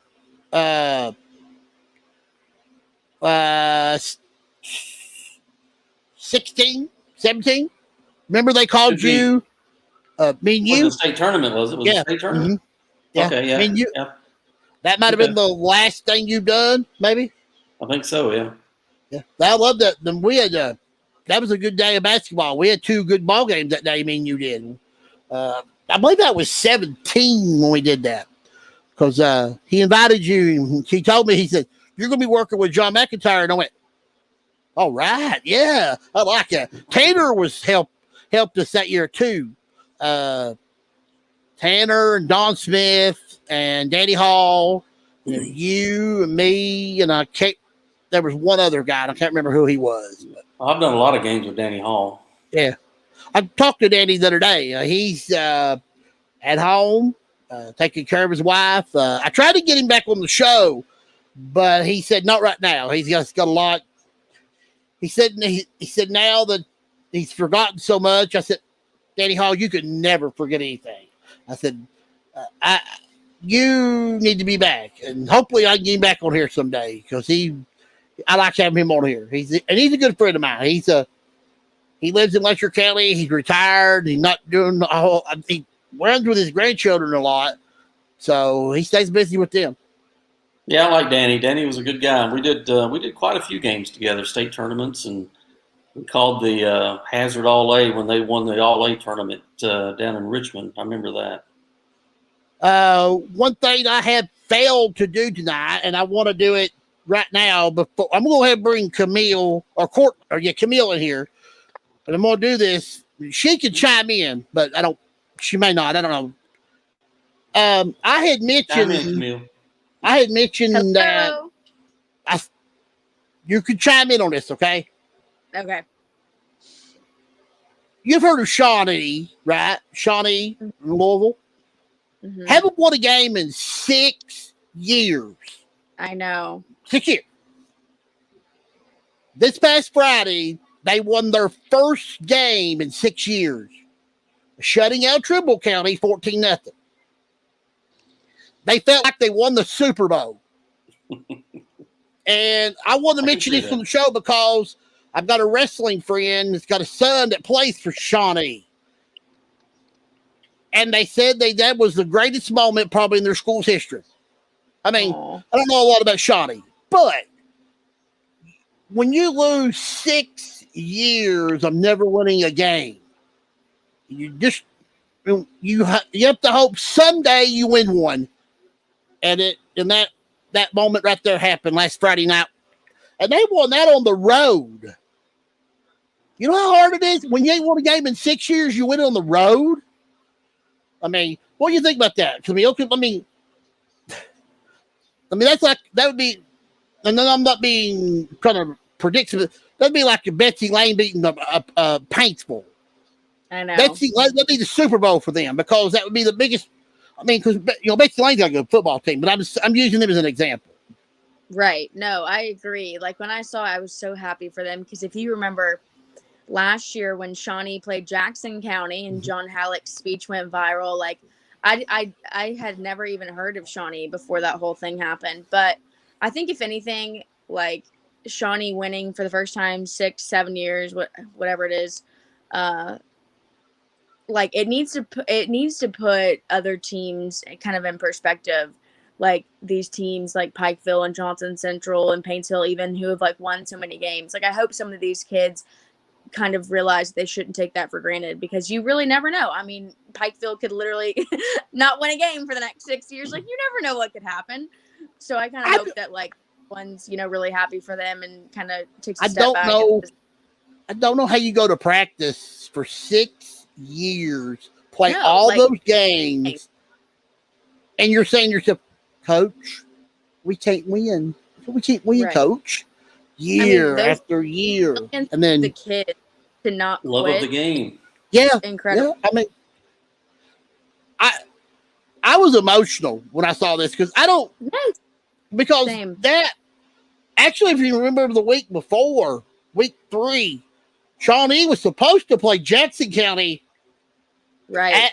in that bowl game, the Kentucky Kroger. I think it was like a KSR or something. My good friend, my wrestling friend, his son, of course, plays for Shawnee. You would have recognized the name Shawnee from the 1972 when they won the state title in basketball. Now, probably you wouldn't have because you're from Tennessee. I don't know if you keep up with past state champions. I know John would have probably known that. Yeah, I knew Shawnee was good at basketball at one time. Yeah. But we just had to mention that because that was one of the greatest moments in sports history, especially in high school here in Kentucky. And it brought a tear to my eye, and I just thought that was exciting. I mean, for those kids, 6 years of never winning a game, and you finally, I mean, they had 2, I think, wins by forfeit for COVID, but it ain't nothing like winning, Yeah, no. Nothing like actually scoring a touchdown. Yeah. And to hear those kids say, "Oh, this is like the Super Bowl. It's the greatest thing ever." I mean, you have to have great passion for them, and you hope they win another one.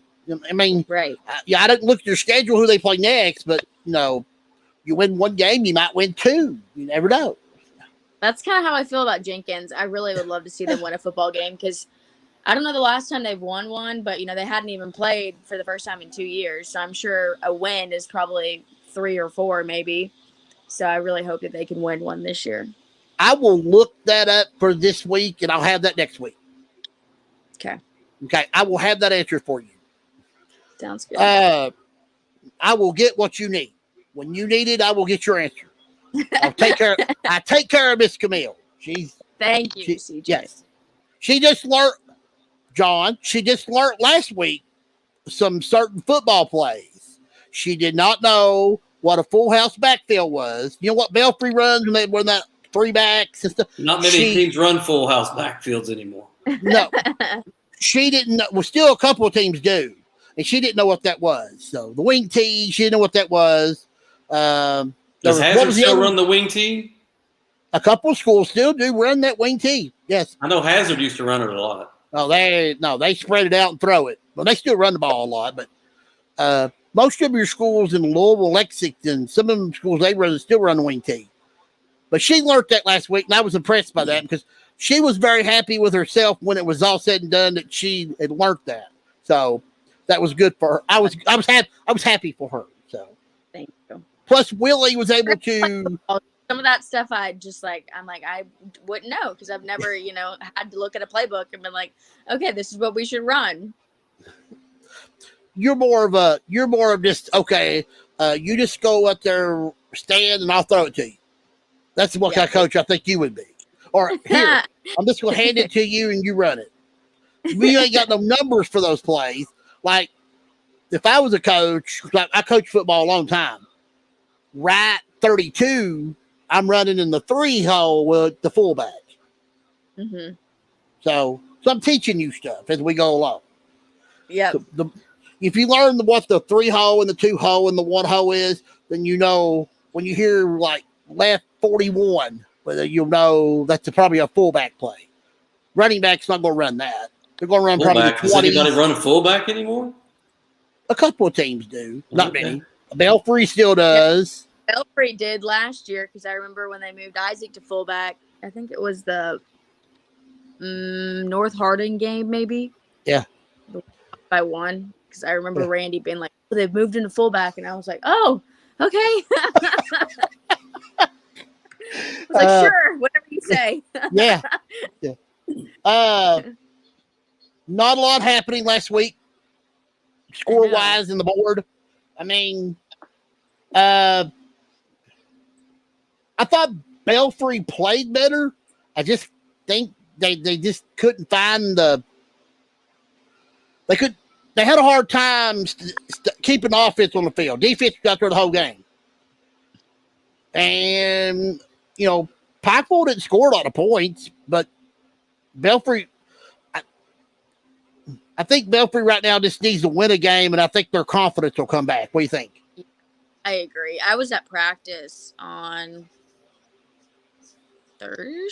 Wednesday, and so if you ever watch Philip Haywood, what he does normally is he's very quiet at practice. He's pretty quiet during games too. Like, he really doesn't really coach as much. He kind of sits back and just lets Castle kind of do everything. But when I was there, he was actively coaching, which I was like, oh wow, this is the first time in a long time I've really seen him yell at some kids. And I mean, he was in rare form, let me tell you. So I can guarantee you he's not happy. But I know they were having issues at practice. He was like, we've ran this play for 15 minutes. Why can't you guys get it? And I know this is something that me and him talked about at the beginning, is they're just so young. They lost 14 kids. He was like, because I asked him, I was like, so does it give, y'all kind of more motivation heading into this game that you've lost 2 in a row against Pikeville? And he was like, Camille, most of our kids didn't even play in those games. So they wouldn't even care. And I was like, because that's how young their team is. But I mean, I think Isaac being out killed them. He got hurt in that Central game. Mm-hmm. I think he got a concussion. I'm not really sure exactly what happened, but I think if he comes back, I think they play McGoffin next. Yep. I'm pretty sure. So, I mean, they usually beat McGoffin pretty handily. So I think if they do that, then like you said, it'll kind of, get the ball rolling. But we talked about how crazy their schedule was. I mean, I kind of looked at Haywood and was like, are you on crack? And he's like, yeah, I think I am. I'm like, okay. Good luck, Charlie, kind of thing. So, I mean, he's 0-5. I don't thought I'd ever say that about Belfry. 0-5. I know, it's kind of crazy. Belfry is 0-5? 0-5. Wow. And they've not, Camille can correct me, they ain't had a game within 20 points. No. None of the 5 games have been within 20 points. No. I don't even think they've scored more than a touchdown or 2 in a game. Wow. Yeah. They got 13 points. I did see one score that surprised me. Paintsville going to Knox Central and beating them. Paintsville might be getting back on the right track now, because I've been with Paintsville 2 weeks in a row. I was with them versus Somerset, and I thought they looked really good. And then I was with them for that Knox game last week. And I'm not really sure what happened in that Knox game, because when I left, it was a close game. Paintsville was only winning by 1 touchdown, and they ended up winning, I think 34-14. So I don't know what happened in Knox. It seems like to me they kind of fell apart. But I mean, I knew with Hoskins it was going to take him a couple weeks. He's a brand new head coach. We kind of knew that was going to happen. But I agree. I think they're starting to click, because they look night and day from when I've seen them previously. Trevor mentioned on the show 2 weeks ago that he just had to get them out there and play. The more we play, the better we get. The more we get reps we get, the better we're going to get. And the last 2 games has been evidence that how far they've come. I thought Hadrian had a good win. I thought Leslie County played hard. Thought they done so well. I do have something I want to tell you, that I'm hoping that we can get you the footage. I've got you a candidate for a top 5 play of the week. Now, this was one of the best catches I have ever seen. White Hensley made it. And White Hensley's been playing football for Leslie County last couple. He joined the team last week. Played basketball. You remember White? He made one of the most unbelievable catches I've ever seen. He was twisting and turning. The ball it just landed. I don't know how he got a foot in bounds. It was unbelievable. I thought you guys had somebody there. And we had someone there, but when was that? Do you remember what part of the game? That would have been Leslie County's last score. Yeah, because we normally when we're at games, we only stay till probably half. So I told Justin, he's the camera guy. He's one of the coaches too. I told him, I said, I'm telling Camille about this catch. I said, this is one of the best catches I've ever seen. I said, I mean, he's twisted and turning. The ball's like dropping in, and he's just getting a foot down. I mean, I don't know how he got a foot down because the defender was laying on top of him. Yeah, I want to see it. It sounds amazing. Yeah, I'll try to get Justin and text him on Facebook. See, he can't send it to me, and I'll try to send it to you because he wouldn't know how to do did you see that. the play I posted on Twitter because I've gotten a lot of flack for it? Was that your play of the night? Yeah, it was Seth Huff. I mean, the play is incredible, but he hurdled a defender, and everyone in my mentions is like, that's illegal. Like, that's a foul. I'm like, I know it's a penalty, but last time I checked, I'm not a referee. I'm a sports reporter. So if they don't call a flag, like, that's not my problem. That's not your fault. Not your fault. Like, Official don't call that. That's not your. You can't leap a defender? No, Yeah. It's a flag. It's a penalty. It was Really? awesome. Foul. 15 yards. You can't leap a defender. That's a in high penalty. school. Nope, Because can't do it no more. Pikeville did it in their state championship game. Cody Raines did, and our video got on Sports Center as a SC top 10 play, and he still got a flag for it, and it didn't count. Wow. The 15. They call it. Is that a safety rule, I guess? Yeah, it's a personal foul. Head. I've heard the referee call it. Is I've seen kids, and this is what I told Nathan McPeak, Frederick Douglass's head coach, because he replied to it and was like, "This is an amazing play, Camille, but we ever since we've done it, we've gotten penalized." Yeah. I told him, I was like, I've seen kids do it and not get a flag, and I've seen kids do it and get a flag. So I don't know why there's not consistency with it, because when someone hurdles someone else, it's pretty obvious that he just hurdled them. I mean, it's not like there's not really a gray area when it comes to that. No, and I loved it. I thought it was a great play. I thought it was a great play. Me too. Yeah, Me too. I thought it was a great you know, play. I thought you did it. Look at when people are hurdling others. I like that because I think if the defender is not good enough to make the tackle, he needs to look foolish, and they need to learn to tackle better. So I mean, just hurdle them, no had no problem. There ain't a whole lot to talk about last week. Johnson Central got beat, but I know they got a lot on their mind. Can you give us an update on Coach Matney? Last I checked, his sister-in-law is the one that's been posting updates on Facebook. And last I checked, she posted, I think today, that there wasn't an update, that he was still sedated and still on the vent. But he did say that Debbie saw what Martin County did on Friday, and she really appreciated that. So I was glad that she saw that, because I know that means a lot to them. That was awesome. Yeah. John, I don't know what she's talking about. They had a coach logo on the back of their helmets. Martin Kelly did that. Oh, yeah? Yeah. Jim Matney, JM. So, yeah. That was cool. They played George Rogers Clark, former Paintsville coach, Coach Jericho, brought him in to play Martin Kelly. Got his first win of the year that happened to be against the Mountain team. So, that was interesting. Week 5. I start off on Thursday night because I figured that's going to be your game of the week, North and South. Right. Yeah, I'm going to be there. I'm going to watch. I just feel like this is going to be such a mismatch. But then I'll probably get full, and it'll be a 13-6 game.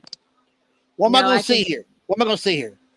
I think you're right. I think it's going to be 50-14 probably, if I guess. Tucker Warren and Christian Larkey are just so good, so I wouldn't be surprised. My good friend Nolan has written me a message. Says Shawnee is 6 miles north of Bullitt baseball field, where Brian Allen played for 2006. Chris Bentley, Shelby Valley, scored 3 points for center against Mercer. I can't. That's where Willie is. Where Willie Hope's school is in Danville. So, cool. Of course, this is Nolan. Nolan's a good friend of mine. Sometimes he'll call. Sometimes he likes to leave a message. I wish he would call because he's got a lot of information that's very valuable. But he could come up with some of the best knowledge. Camille knows this because he's heard him, and he just comes up with the best stuff. But get back to the North game. What's happened to South? Is it just a change of coaching, or is it? I think it's multiple things because I think when you don't kind of have a winning culture there for a couple of years, why would kids want to come play?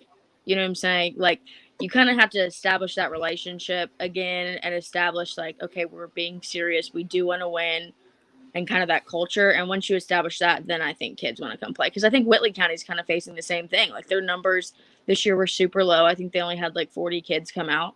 But when you have 3 coaches in 6 years, like, kind of what do you expect? Like, with such a high turnover rate, I'm not sure that, football is the number one priority as far as athletics go for those kids. Yeah, we'll see what we got. It's the first Variety Bowl, and it's going to be on WYMT, and that is a 7:30 kick. Mm-hmm. So, and then that I saw all over Twitter that Paintsville's looking for a game, and every single, I think, kid on Johnson Central was like, "We'll play you. Like, we'll play you. We'll play you. We want to play." So I would love to see that Paintsville and Johnson Central. I told you about 2 weeks ago when we had Coach Hawkins on here. I said, could we ever get the Johnson Central Paintsville rivalry back again? I said, I remember when you guys played in the Apple Cup. I said that was the greatest thing ever. He said, I'm not, I can only do what I can schedule, but you never know what could be on our schedule. So just keep an eye. But you're throwing that nugget out there. I would love to see that.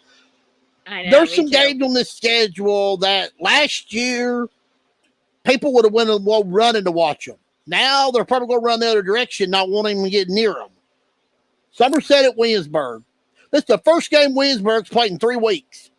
I know. Here we go again. Somerset's played, but they're so young they can't. I don't know. You got Shelby Valley at West Carter. Yeah. I don't know what Shelby Valley team's going to show up. I know. You got Brett at Middlesboro. I don't know what kind of game that's going to be. Middlesboro? Middlesboro plays Breathitt. Breathitt. Is it at Breathitt? No, that's at Middlesboro. I'm going, actually, if we don't pick up a game. Belfry plays McGoffin. Clay plays Harlan County. But I think that game's probably going to have to be moved because Clay County's field's not ready. Right. I knew that. That's probably going to be at Union.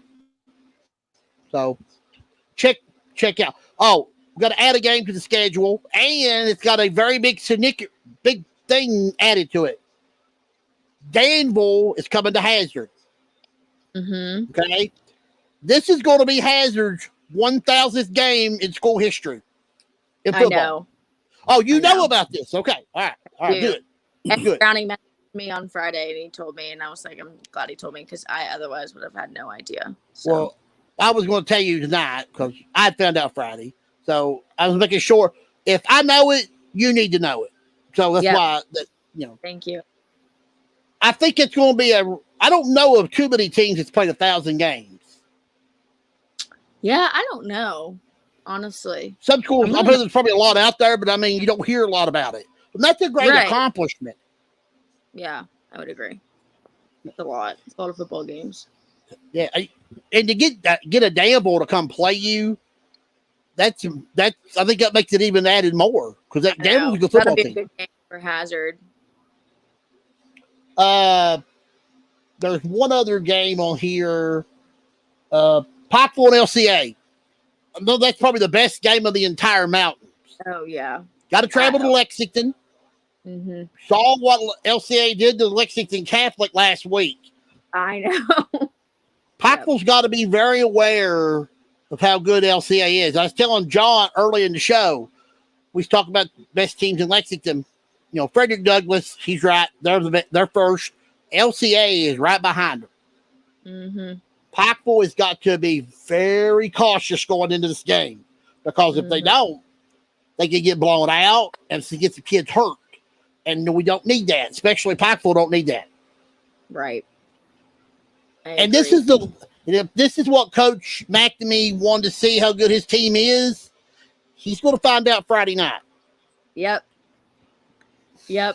That's what he said about the Belfry game. He was like, it's always a gauge for us, like how good we are. And I'm like, Yeah, I mean the Wheelersburg game, that one was big too for them to go to Ohio and beat them. I mean they've won like 7 state championships or something crazy. So, but It may yeah, have been Pikeville Ashland the week LCA, before.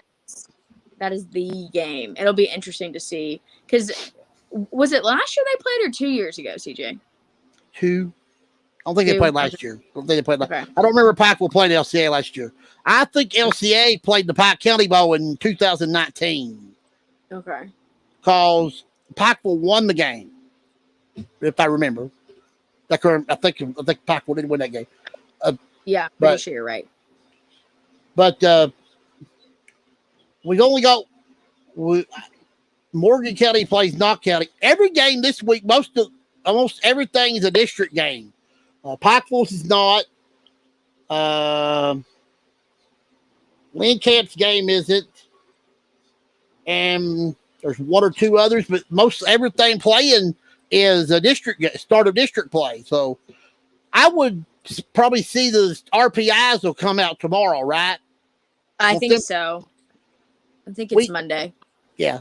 We should see our first look at the RPI and see where our mountain teams are at. That'll be good to look at because I want to see where some of them's rated, especially what Pike was rated. I figured that'd be the number one RPI in 1A. Yeah, I would agree. And I think Corbin will probably be 1 or 2 in 4A. I think they should be 1 because I think they're 1 in AP right now. Bull County, though, got a big win Friday night over Bowling Green. You beat the state champion of Bowling Green. Corbin's won 2 games against decent teams, and you beat a Bowling Green who's a state champion. That's a good win for them. So I figure they may start off RPIs being 1, Corbin 2, but then I think eventually because Corbin's got Simon Kenton, not this week. I think next week. Yeah, next week at home. This week. They got open day. Yeah. Corbin is 4A. Yes. Yep. Have they grown that much? They were 2A, I think, when I was doing games. I didn't realize they had grown that much. Me and Camille need to tell you something about these classes, John. They don't go by your numbers. I think they look at a school, like they just looked at Corbin and say, "Oh, you got a lot of students. Well, we won't count them. Let's put you 4A." When really they could probably play 3A. There's other schools that could play up, that could play down. They play up because they want the competition level.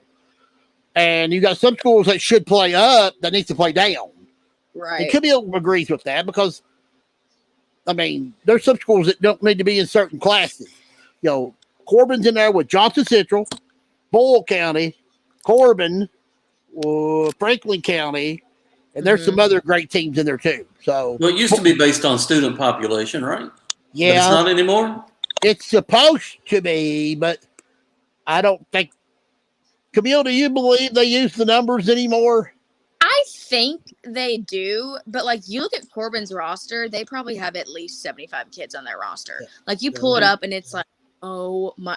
Them compared to Somerset not yesterday, on Friday, you could totally tell that Corbin was such a bigger school than Somerset. So I think for the most part, yes, but we'll see. I would have thought that'd been the other way around. Yeah. I would have guessed Somerset would have been bigger than Corbin. Oh no, Somerset, it's 2A. Wow. Okay. Yeah. I know LCA's moved up to 2A, right? LCA. Yeah, they're 2A. Okay. Yeah, they're 2A. And they beat Bull County in week 2. So that tells you how good how good LCA is. That's why that I'm a little concerned for Pikeville playing this game because, when I go to pick this game on Wednesday night, I don't know how to go. I don't know which way I'm going to go because it's going to be hard. Right. I agree. John, you want to ask Miss Camille anything? I heard you was from Tennessee. Where are you from? I'm from Franklin. Franklin. Okay. Yep. 30 minutes south of Nashville. Okay. I was going to say I graduated down in Knoxville High School. Oh, where'd you go to school? Farragut. Oh, shut up. I had a bunch of friends that went there. I went to school at UT. So I lived in Knoxville for 5 years. My parents. I love Knoxville. Yeah, me too. It's a great place. Great place. Let me give you a lesson about John. John was I'm on old. he was the WSGS announcer Oh, in okay. the 80s and 90s and 2000s. Do you know Scott He's- Napier and all Yes. them? Harold Napier. Yep. Yep. John Newell. I like all of them a lot. Yeah, John Newell. Haven't seen him in years, but I know who you're talking about. Yep. We We need love to get- SGS. I need him back in sports. I think he would be a good thing for it. He's still got the voice. I still would love to listen to him. I mean, I don't know if sure stand old games of him calling them, but that I would love to listen to it because back then that's when basketball was basketball, and I love to listen to it, especially him and Jay. You remember Jay Laszlo? She probably don't know Jay Laszlo. Mm-mm. Yeah, okay. That's okay. But but they did it together. So Jay Laszlo's a legend at WSGS because he done everything there. Jay Laszlo's in the Hall of Fame. He's in the Hall of Fame, yes. So, Oh, wow. Okay. yes. I see Courtney didn't make it with us tonight, so I guess you may try to make it with us next week. Or are you going to be with? Are you going to be with me? No, I think I'll be actually in Knoxville next week, but she should.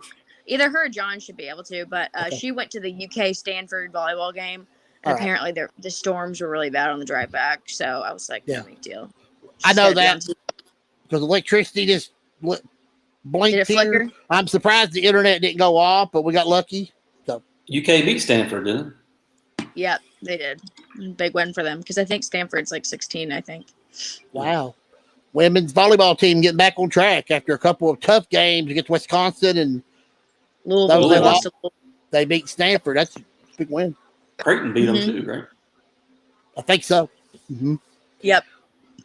Well, then I will not visit with you until week after next, right? You'll be back Probably, then?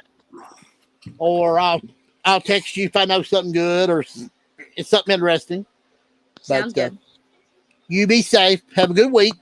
And we'll see you in a week or two. Sounds good. Bye, guys. Good to meet you, Camille. All right. You too. Thanks, Camille. See you.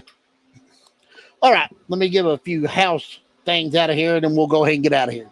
Want to say that want to thank everybody that watched the show. I want to thank everybody that called. Ryan, we probably had more, but the internet, I didn't check my phone line after it went out.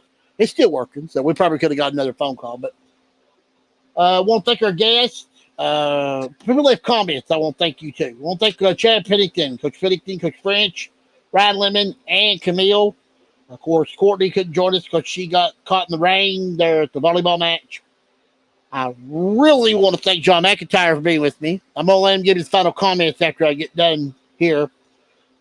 Excuse me. I want everybody to go to my YouTube page, push the subscribe button, and help me out. If I can get 1,000 subscribers, I can do a lot more live stuff on YouTube. And also, I may have a chance to sell some merchandise and make some money. So help me out there on YouTube. I'll be back with you Wednesday night with the CJ's high school football sports report. Well, I don't know what time yet. I'm just going to tell you that I'll be on sometime between 7 and 9. Because if I tell you a time and I'm not going to be on, then people won't watch. So just I'll let you know. It'll be week 5 of rankings, picks, and much more. Then I'll be back on Sunday night with episode number 8 of the CJ Harris Show. And we'll have another great show to go. All right, John, go ahead and give me your final comments, and then we'll get out of here. Well, CJ, I want to just thank you for having me on, and I really appreciate the fact that you're continuing on promoting Eastern Kentucky sports. I don't think we have enough people doing that. I know back in my day we had the Big Dipper, and we had a couple other people that would promote sports in Eastern Kentucky, and I think it's really helped them a lot. And I think it's important that you get that you're on here doing this and helping to promote the schools that are there in Eastern Kentucky. And I just want to thank you for that. I appreciate it. Well, I appreciate you coming on. Would you do this again? Would you want to come back and do another one? Sure. I just If I've got the time, yeah. Oh yeah, I would love to have you back. I know you done very well. You done very well. You were very knowledgeable, and you knew a lot. So I'm very impressive. Don't get off. I want to talk to you when we get off the air. Okay. As I always in every show with the great Judd Nuxall, this is CJ Hare running third and heading for home. Good night, everybody. God bless you. And we'll see you next Wednesday night for the Sports Report and Sunday night for the CJ Hare Show. Good night, everybody.